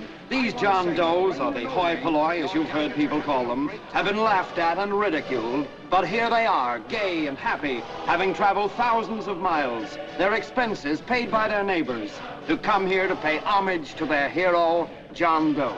And in these days of wars and bombings, it's a hopeful sign that a simple idea like this can sweep the country. An idea based on friendliness, on giving and not taking, on helping your neighbor and asking nothing in return. And if a thing like this can happen, don't let any of your grumbling friends tell you that humanity is falling apart. This is John B. Hughes, signing off now and returning you to our main studio until 9 o'clock, when the convention will officially open. Oh, John, come in. Say, I'm it's raining out a little. That's all right. It's good to see you. Sit down. Thanks.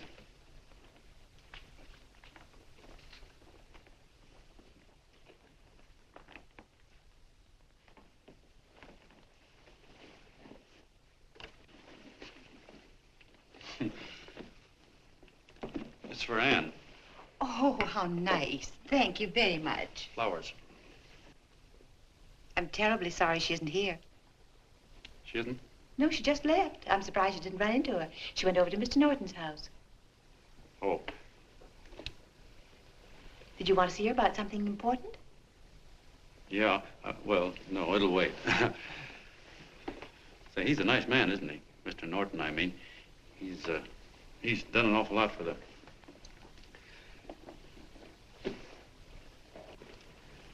Well, say, my coat's pretty wet. I'm afraid I might have wet the couch a little.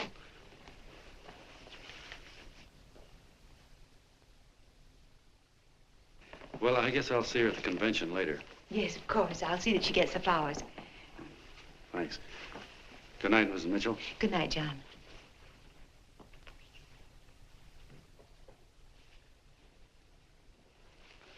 Say, Miss Mitchell, I'm kind of glad Anne isn't here. You see, I came over here hoping to see her alone, and kind of hoping I wouldn't, too, you know what I mean? There was something I wanted to talk to her about. But, well, it'll wait, I guess. Good night. Good night, John. Say, look, Mrs. Mitchell, have you ever been married? Oh, I'm sure you have. Gosh, that's pretty silly. I guess you must think I'm kind of batty. Well, I guess I'd better be going at that. John. My husband said, I love you. Will you marry me? You did? What happened? I married him. Well, yeah, that's what I mean, see? It was easy as all that, huh? Uh-huh. Yeah, but look, Mrs. Mitchell, you know, I love Anne, and it's going to be awfully hard for me to say it because, well, you know, she's so wonderful. And, well, the best I ever was a Bush League pitcher. And, you know, I think she's in love with another man, the one she made up. You know, the real John Doe. Well, that's pretty tough competition. I bet you he'd know how to say it all right. On me, I get up to it and around it and in back of it, but I never get right to it. You know what I mean? So the only chance I've got is, well, if somebody could kind of give her a warning, sort of prepare her for the shock. You mean you'd like me to do it? Hmm? Well, I was thinking that, yeah, you know, sort of break the ice. Of course I will, John. Gee, listen, thank you, Mrs. Mitchell. Hey, you're okay.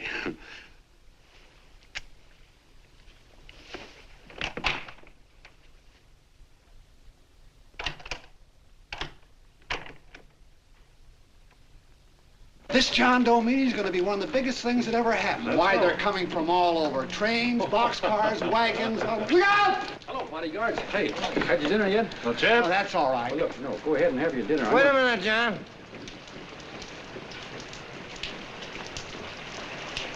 Hello, Mr. Connell. How are you, John? John, I want to have a little talk with you. What's the matter? Are you falling? Come on. Hey, boss. Oh, quiet.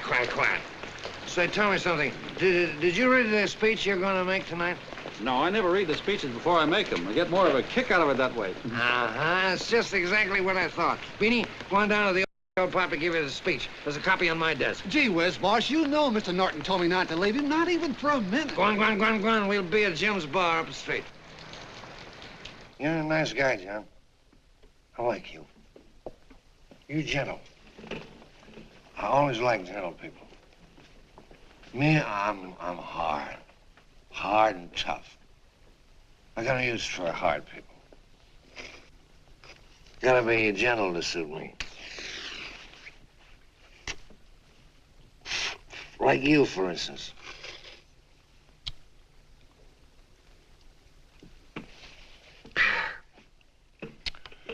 Yep, I'm hard. But you want to know something? I've got a weakness. Never guessed that, would you? Well, I have. Want to know what it is? Star-Spangled Banner. Screw you, huh? Well, maybe it is, but play the Star-Spangled Banner. I'm a sucker for it. Always gets me right here. Know what I mean? Yeah, it gets me right back here. Oh, back there, huh? Well, every man to his own taste. You weren't old enough. You weren't old enough for the World War, were you, Jim? No, of course not. No, you must have been just kidding. I was just ripe and raring to go. You know what my old man did when I joined up? He joined up, too. Got to be a sergeant. And here's a kick for you. We were in the same outfit. Funny, huh? Hmm?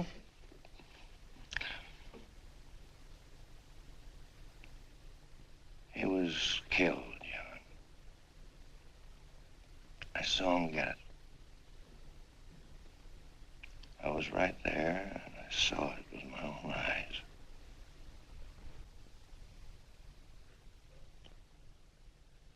Me, I came out without a scratch. That is, excepting my ulcers.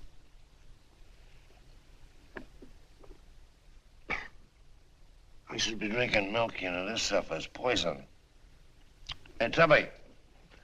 Yes, Mr. Connell? What do you say, huh? All right. Yep, I'm a sucker for this country. I'm a sucker for the Star-Spangled Banner, and I'm a sucker for this country. I like what we got here. I like it.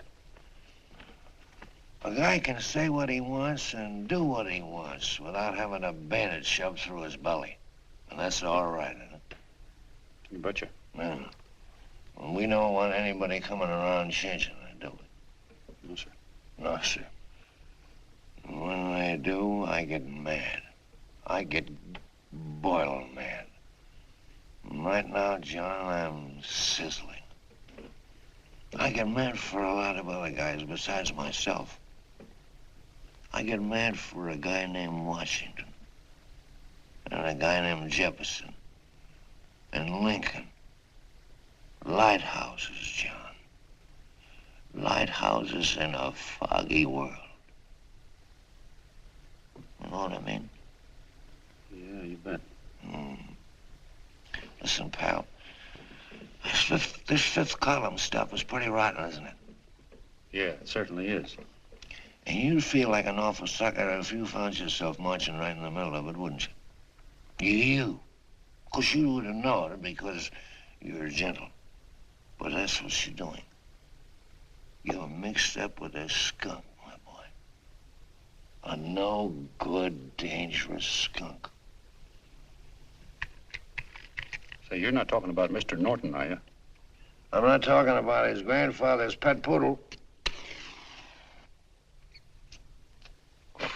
You must be wrong, Mr. Cannell. Because he's been marvelous about the John Doe Clubs. Yeah? Say, you're sold on this John Doe idea, aren't you? Sure. Sure. I don't blame you. So am I. It's a beautiful miracle. A miracle that can only happen right here in the good old USA. And I think it's terrific. What do you think of that? Me, hard-boiled Cannell, and I think it's plenty terrific. All right.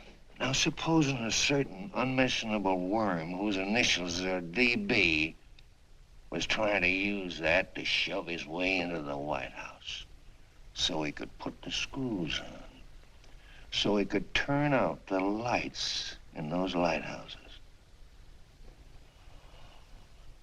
What would you say about that, huh? Nobody's going to do that, Mr. Cannell. They can't use the John Doe Clubs for politics. That's the main idea. Is that so? Then what's a big political boss like Hammer doing in town? And a labor leader like Bennett? And a lot of other big shots are up at DB's house right now. Wolves, John. Wolves.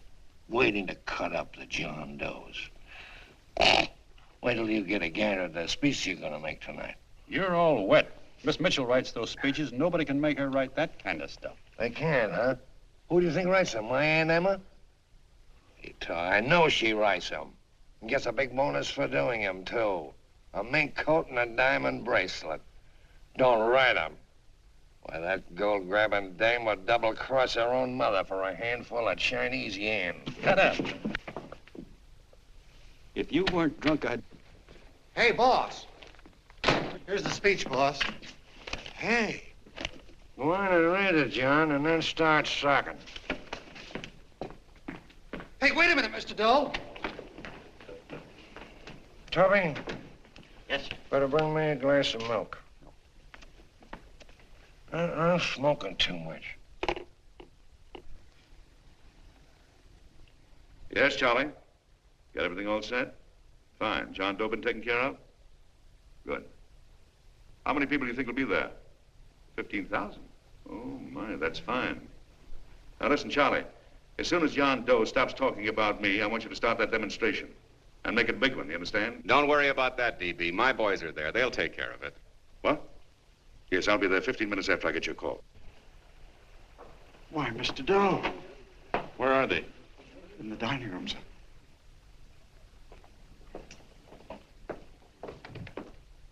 Now, gentlemen, I think we're about ready to throw that great big bombshell. Yeah, well, it's about time.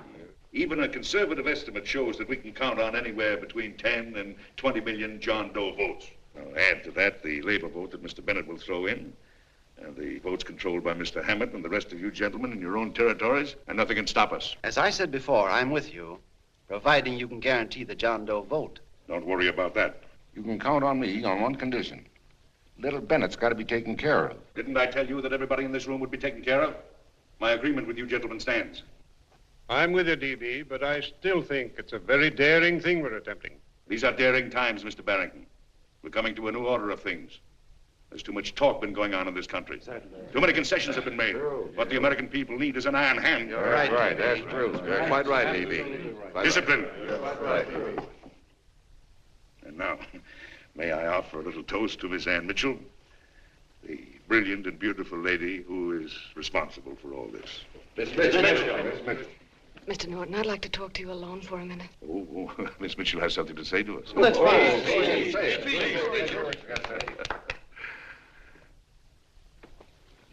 Hello.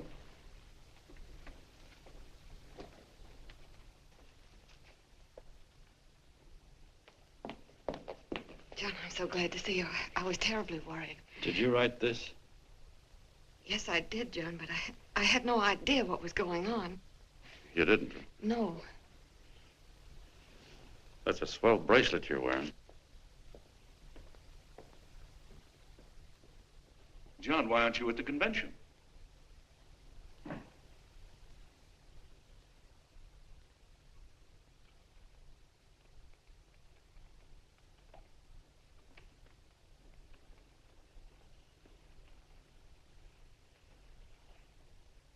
Is there anything wrong? No, nothing's wrong. Everything's fine. So there's going to be a new order of things, huh? Everybody's going to cut himself a nice fat slice of the John Does, eh? You forgot one detail, Mr. Big Shot. You forgot me, the prize stooge of the world. Why, if you or anybody else thinks he's going to use the John Doe Clubs for his own rotten purpose, he's going to have to do it over my dead body. Oh, hold on a minute, young man. Hold on. That's rather big talk. I started the John Doe Clubs with my money, and I'll decide whether or not they're being properly used. No, you won't. You're through deciding anything. And what's more, I'm going down to that convention, and I'm going to tell those people exactly what you and all your fine-feathered friends here are trying to cook up for them. And I'm going to say it in my own words this time. Stop it, baby. Stop it. You ruined us, D.B. Wait a minute, fella. My uncle wants to talk to you. Listen to me, my son. Before you lose your head completely, may I remind you that I picked you up out of the gutter and I can throw you right back there again? You've got a nerve accusing people of things. These gentlemen and I know what's best for the John Does of America, regardless of what tramps like you think. Get off that righteous horse of yours and come to your senses. You're the fake. We believe in what we're doing. You're the one that was paid the 30 pieces of silver. Have you forgotten that? Well, I haven't. You're a fake John Doe, and I can prove it. You're the big hero that's supposed to jump off tall buildings and things. Do you remember? What do you suppose your precious John Does will say when they find out that you never had any intention of doing it, that you were being paid to say so? You're lucky they don't run you out of the country. With the newspapers and the radio stations that these gentlemen control, we can kill the John Doe movement deader than a doornail. We'll do it, too, the moment you step out of line. Now, if you still want to go to that convention and shoot your trap off, you go ahead and do it.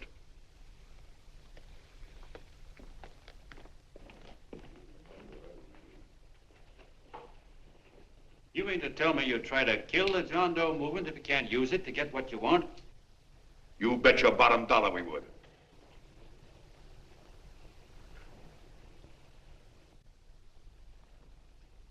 Well, that certainly is a new low. I guess I've seen everything now. You sit there back of your big cigars and think of deliberately killing an idea that's made millions of people a little bit happier. An idea that's brought thousands of them here from all over the country, by bus and by freight and jalopies and on foot, so they could pass on to each other their own simple little experiences. Why, look, I'm just a mug and I know it, but I'm beginning to understand a lot of things. Why, your type's as old as history. If you can't lay your dirty fingers on a decent idea and twist it and squeeze it and stuff it into your own pocket, you slap it down. Like dogs, if you can't eat something, you bury it. Why, this is the one worthwhile thing that's come along. People are finally finding out that the guy next door isn't a bad egg. That's simple, isn't it? And yet a thing like that's got a chance of spreading till it touches every last doggone human being in the world, and you talk about killing it. Why, when this fire dies down, what's going to be left? More misery, more hunger, and more hate. And what's to prevent that from starting all over again? Nobody knows the answer to that one, and certainly not you with those slimy, bollocksed-up theories you got. The John Doe idea may be the answer, though. It may be the one thing capable of saving this cockeyed world. Yet you sit back there on your fat hulks and tell me you'll kill it if you can't use it. Well, you go ahead and try. You couldn't do it in a million years with all your radio stations and all your power. Because it's bigger than whether I'm a fake. It's bigger than your ambitions, and it's bigger than all the bracelets and fur coats in the world. You bet it is, John. And that's exactly what I'm going down there to tell those people. Wait a minute, you ungrateful rat. My uncle's been too good to... He's getting away. John! Give me the bullet. John! I've always told you, D.B., you're playing with dynamite. Which way? All right, now, girl, get away. Before he gets through tonight, he'll ruin us all. I'll stop him cold. Don't worry, I've been ready for this. John! Oh, John, please listen to me. Please, I can explain everything, John. I didn't know what they were going to do. Let me go with you, John. John, please. Go ahead, driver. Full park. Explain it to you, John. Please let me go with you. Please. John! Mr. Norton wants to see you. Listen to me, Mayor Lovett. You do as I say. I want them both arrested. You tell the police department to pick up Cannell. I've got the girl here. I've got the bullet. I don't care what you charge him with. If you're worried, let him go in the morning, but keep him in jail overnight. Hello, Bulletin. Put Pat Pryor on.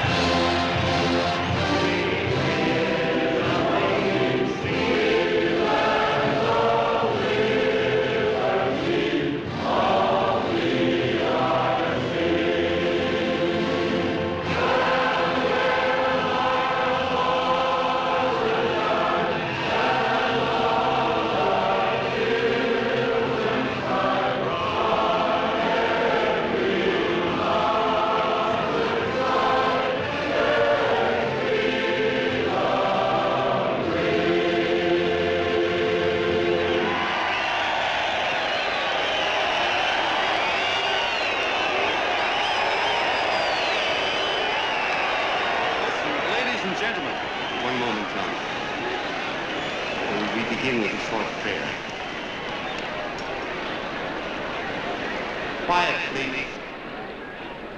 Ladies and gentlemen, let us have a moment of silent prayer for the John Does all over the world, many of whom are homeless and hungry.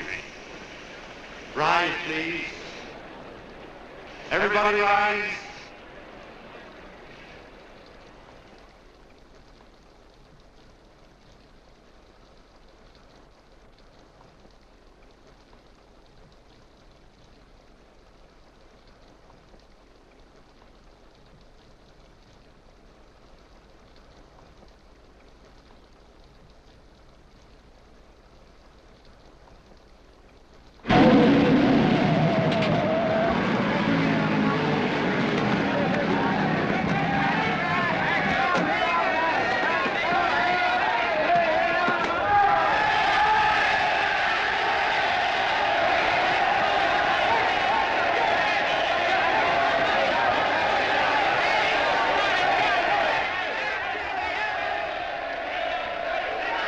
Newsboys.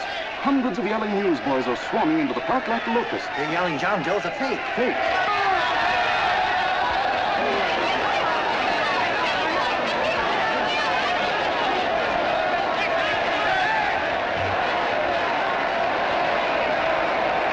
Federal investigation urged by Chamber of Commerce. How could he be a fake? It must be some kind of a gag. A what? A gag. A gag.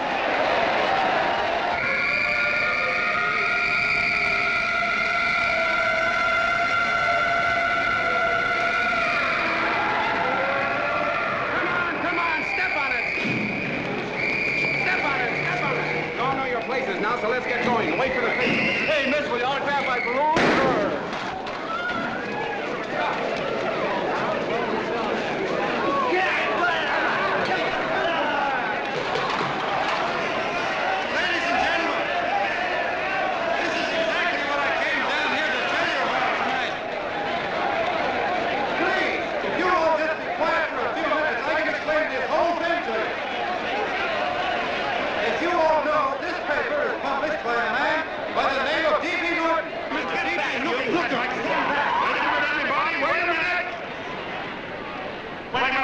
Gentlemen,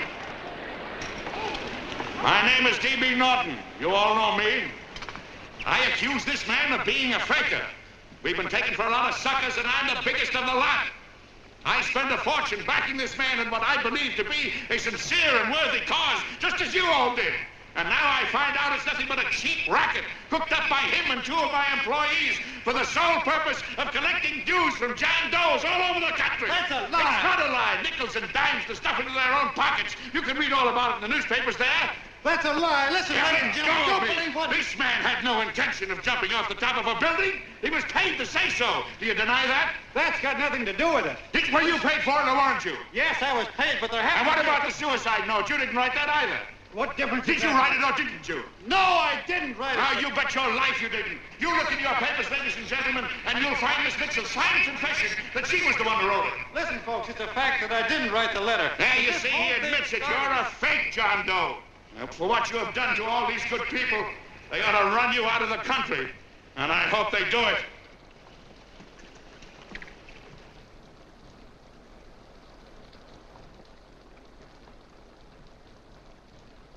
Speak up, John. We believe you. Please, listen, folks. Now that he's through shooting over his face, I've got a couple of things to tell you about. Come on, the rest of you get in here and riot. Break this crowd up. Come on. I'm sorry, folks, but we can't hear him anymore. Something's gone wrong with the loudspeakers. John Doe's a fake! Boo! They can't hear me. Boo! This thing's not working. Ladies and gentlemen.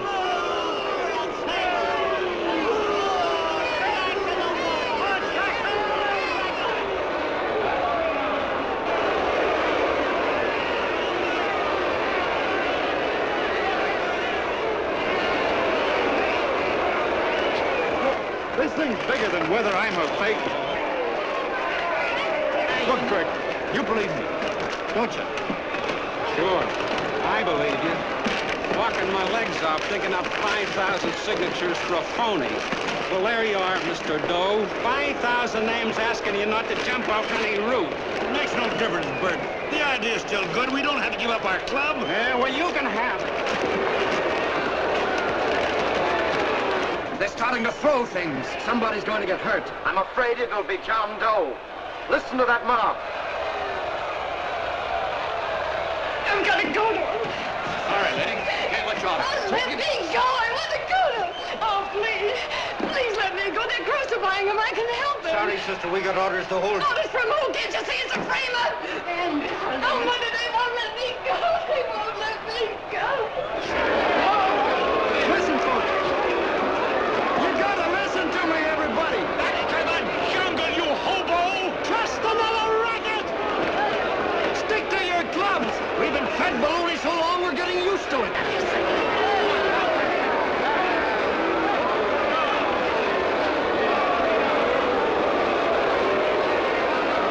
idea is still good. Believe me, folks. Listen, John Doe, you're the hope of the world.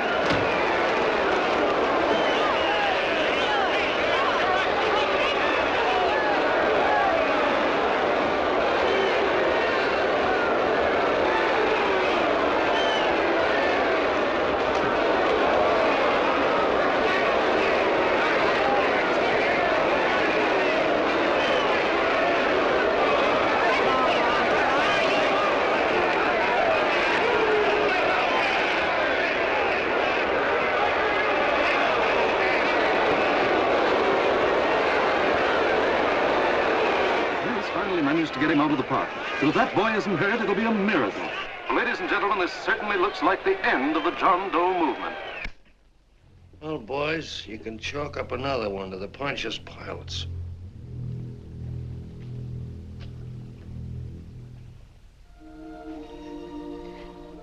I should have been there. I could have helped him. He was so all alone. A lot of us are going to be mighty ashamed of ourselves after tonight. We certainly didn't give that man much of a chance.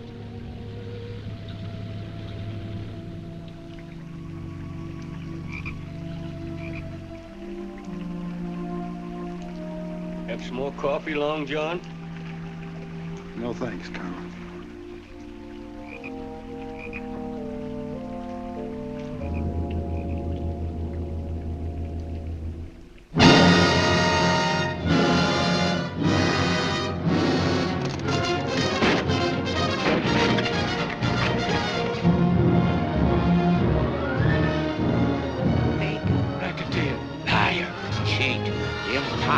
Why don't you jump? Christmas Eve at midnight.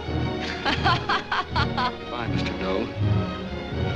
You're a wonderful man. And God bless you, my boy. Now get in there and catch. You're a fake John Doe, and I can prove it. You're the big hero who's supposed to jump off tall buildings and things. Do you remember? What do you suppose your precious John Does will say when they find out that you never had any intention of doing it, that you were being paid to say so? Christmas Eve at midnight.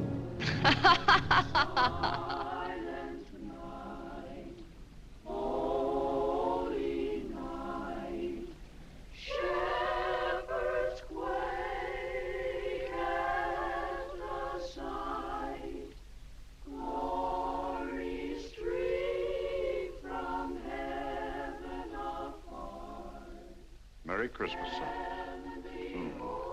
Merry Christmas.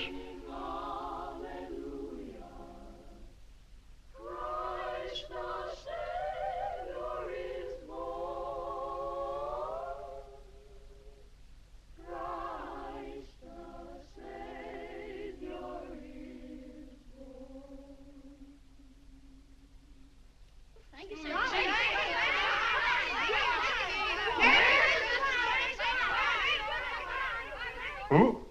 John Doe. Is that screwball still around? Dame's been calling all day. Sure, I know. Yeah, at midnight, huh? Okay, lady. We'll have the place surrounded with nets. They're laughing at me.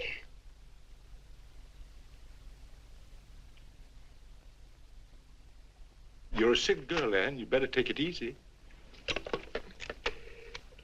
Whom are you calling now? You called that number not 10 minutes ago. Hello, Mr. Cannell. Have you seen him yet? Now listen, Ann, he can't possibly get in without our seeing him. I'm watching the side door and the colonel's out front, so stop worrying. Oh. Thank you.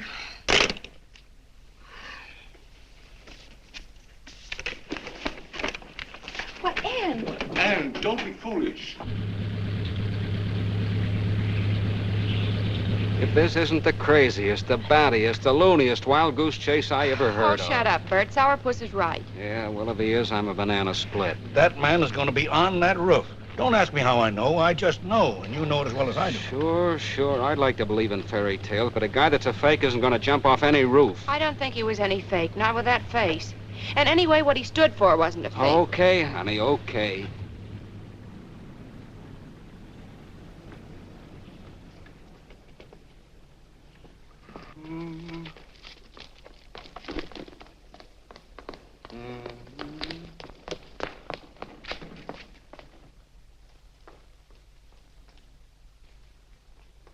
Elevators ain't running.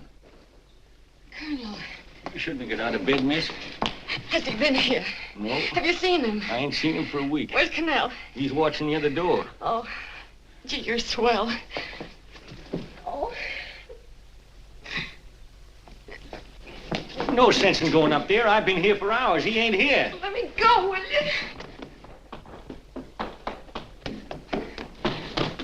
Now, that's crazy. It's 14 floors.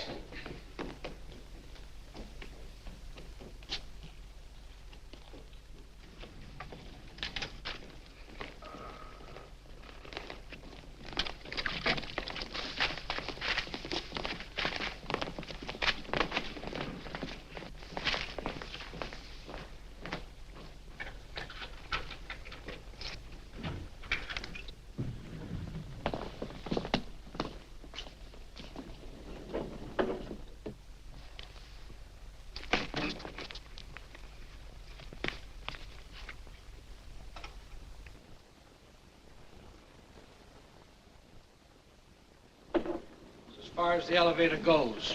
We gotta walk up to the tower.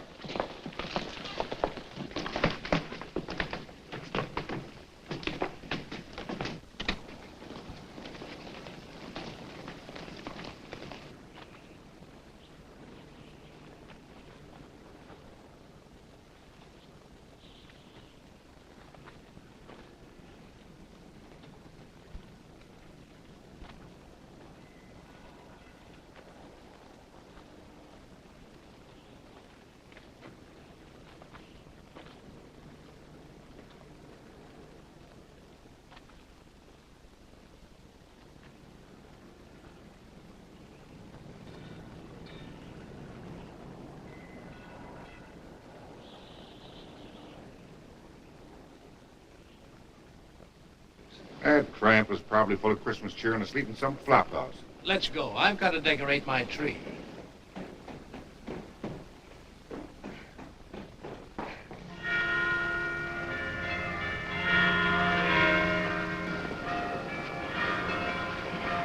Well, I give up. I don't know what gave us the idea that we need attempt anything like this. I guess you're right. I'm afraid the joke's on us. Let's go. I hope nobody finds out we've been here.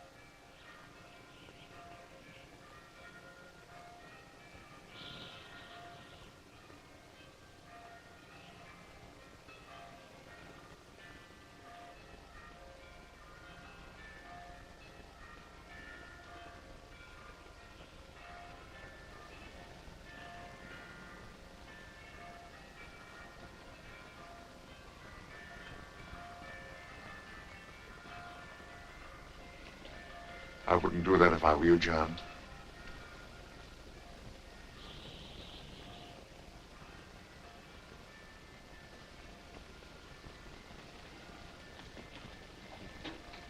It'll do you no good. Mayor has policemen downstairs with instructions to remove all marks of identification you may have on your person. You'll be buried in Potter's Field and you will have accomplished nothing.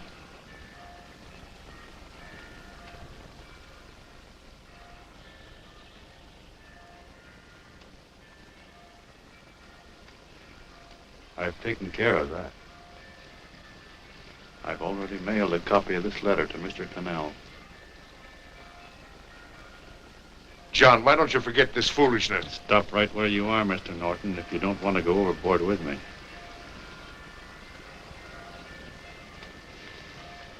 I'm glad you gentlemen are here. You killed the John Doe movement, all right. But you're going to see it born all over again.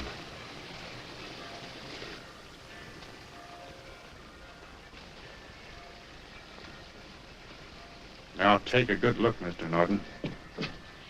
John! John! Oh, John, no, I won't let you unlock it, darling. Oh, please. Please don't give up.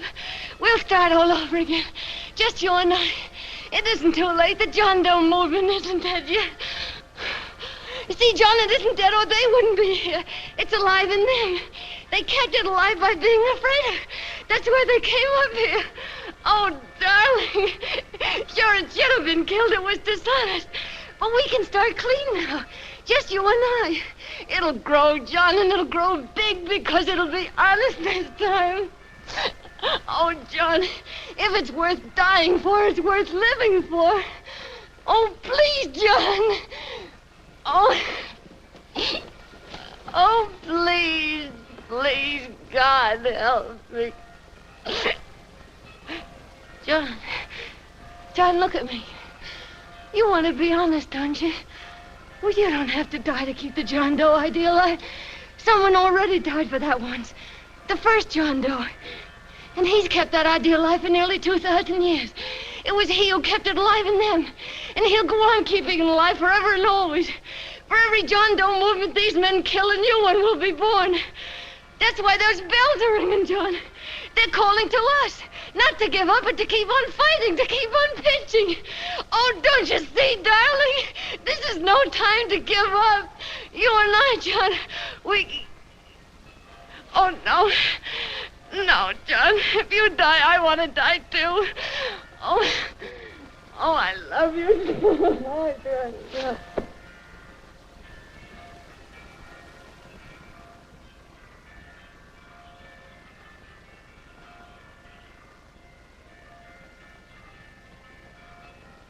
Mr. Doe, you don't have to. We're with you, Mr. Doe. We just lost our heads and acted like a mob. What Bert's trying to say is that we need you, Mr. Doe. There were a lot of us that didn't believe what that man said. We were going to start up our John Doe Club again, whether we saw you or not. Weren't we, Bert? And there were a lot of others that were going to do the same thing. Well, Mr. Sourpuss even got a letter from his cousin in Toledo. I got it right here, Mr. Doe. Only it'd be a lot easier with you. Please. Please come with us, Mr. Doe.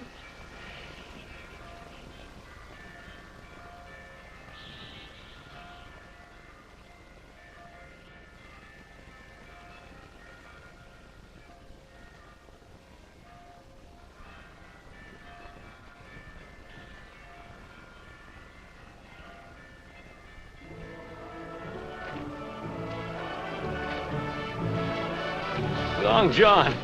Mr. Doe. Here, we'll help you with her. She'll be all right. Mr. Doe, take her right down to the car. And right up. Oh, look, we got a car right down for her. They are, Norton, the people. Try and lick that.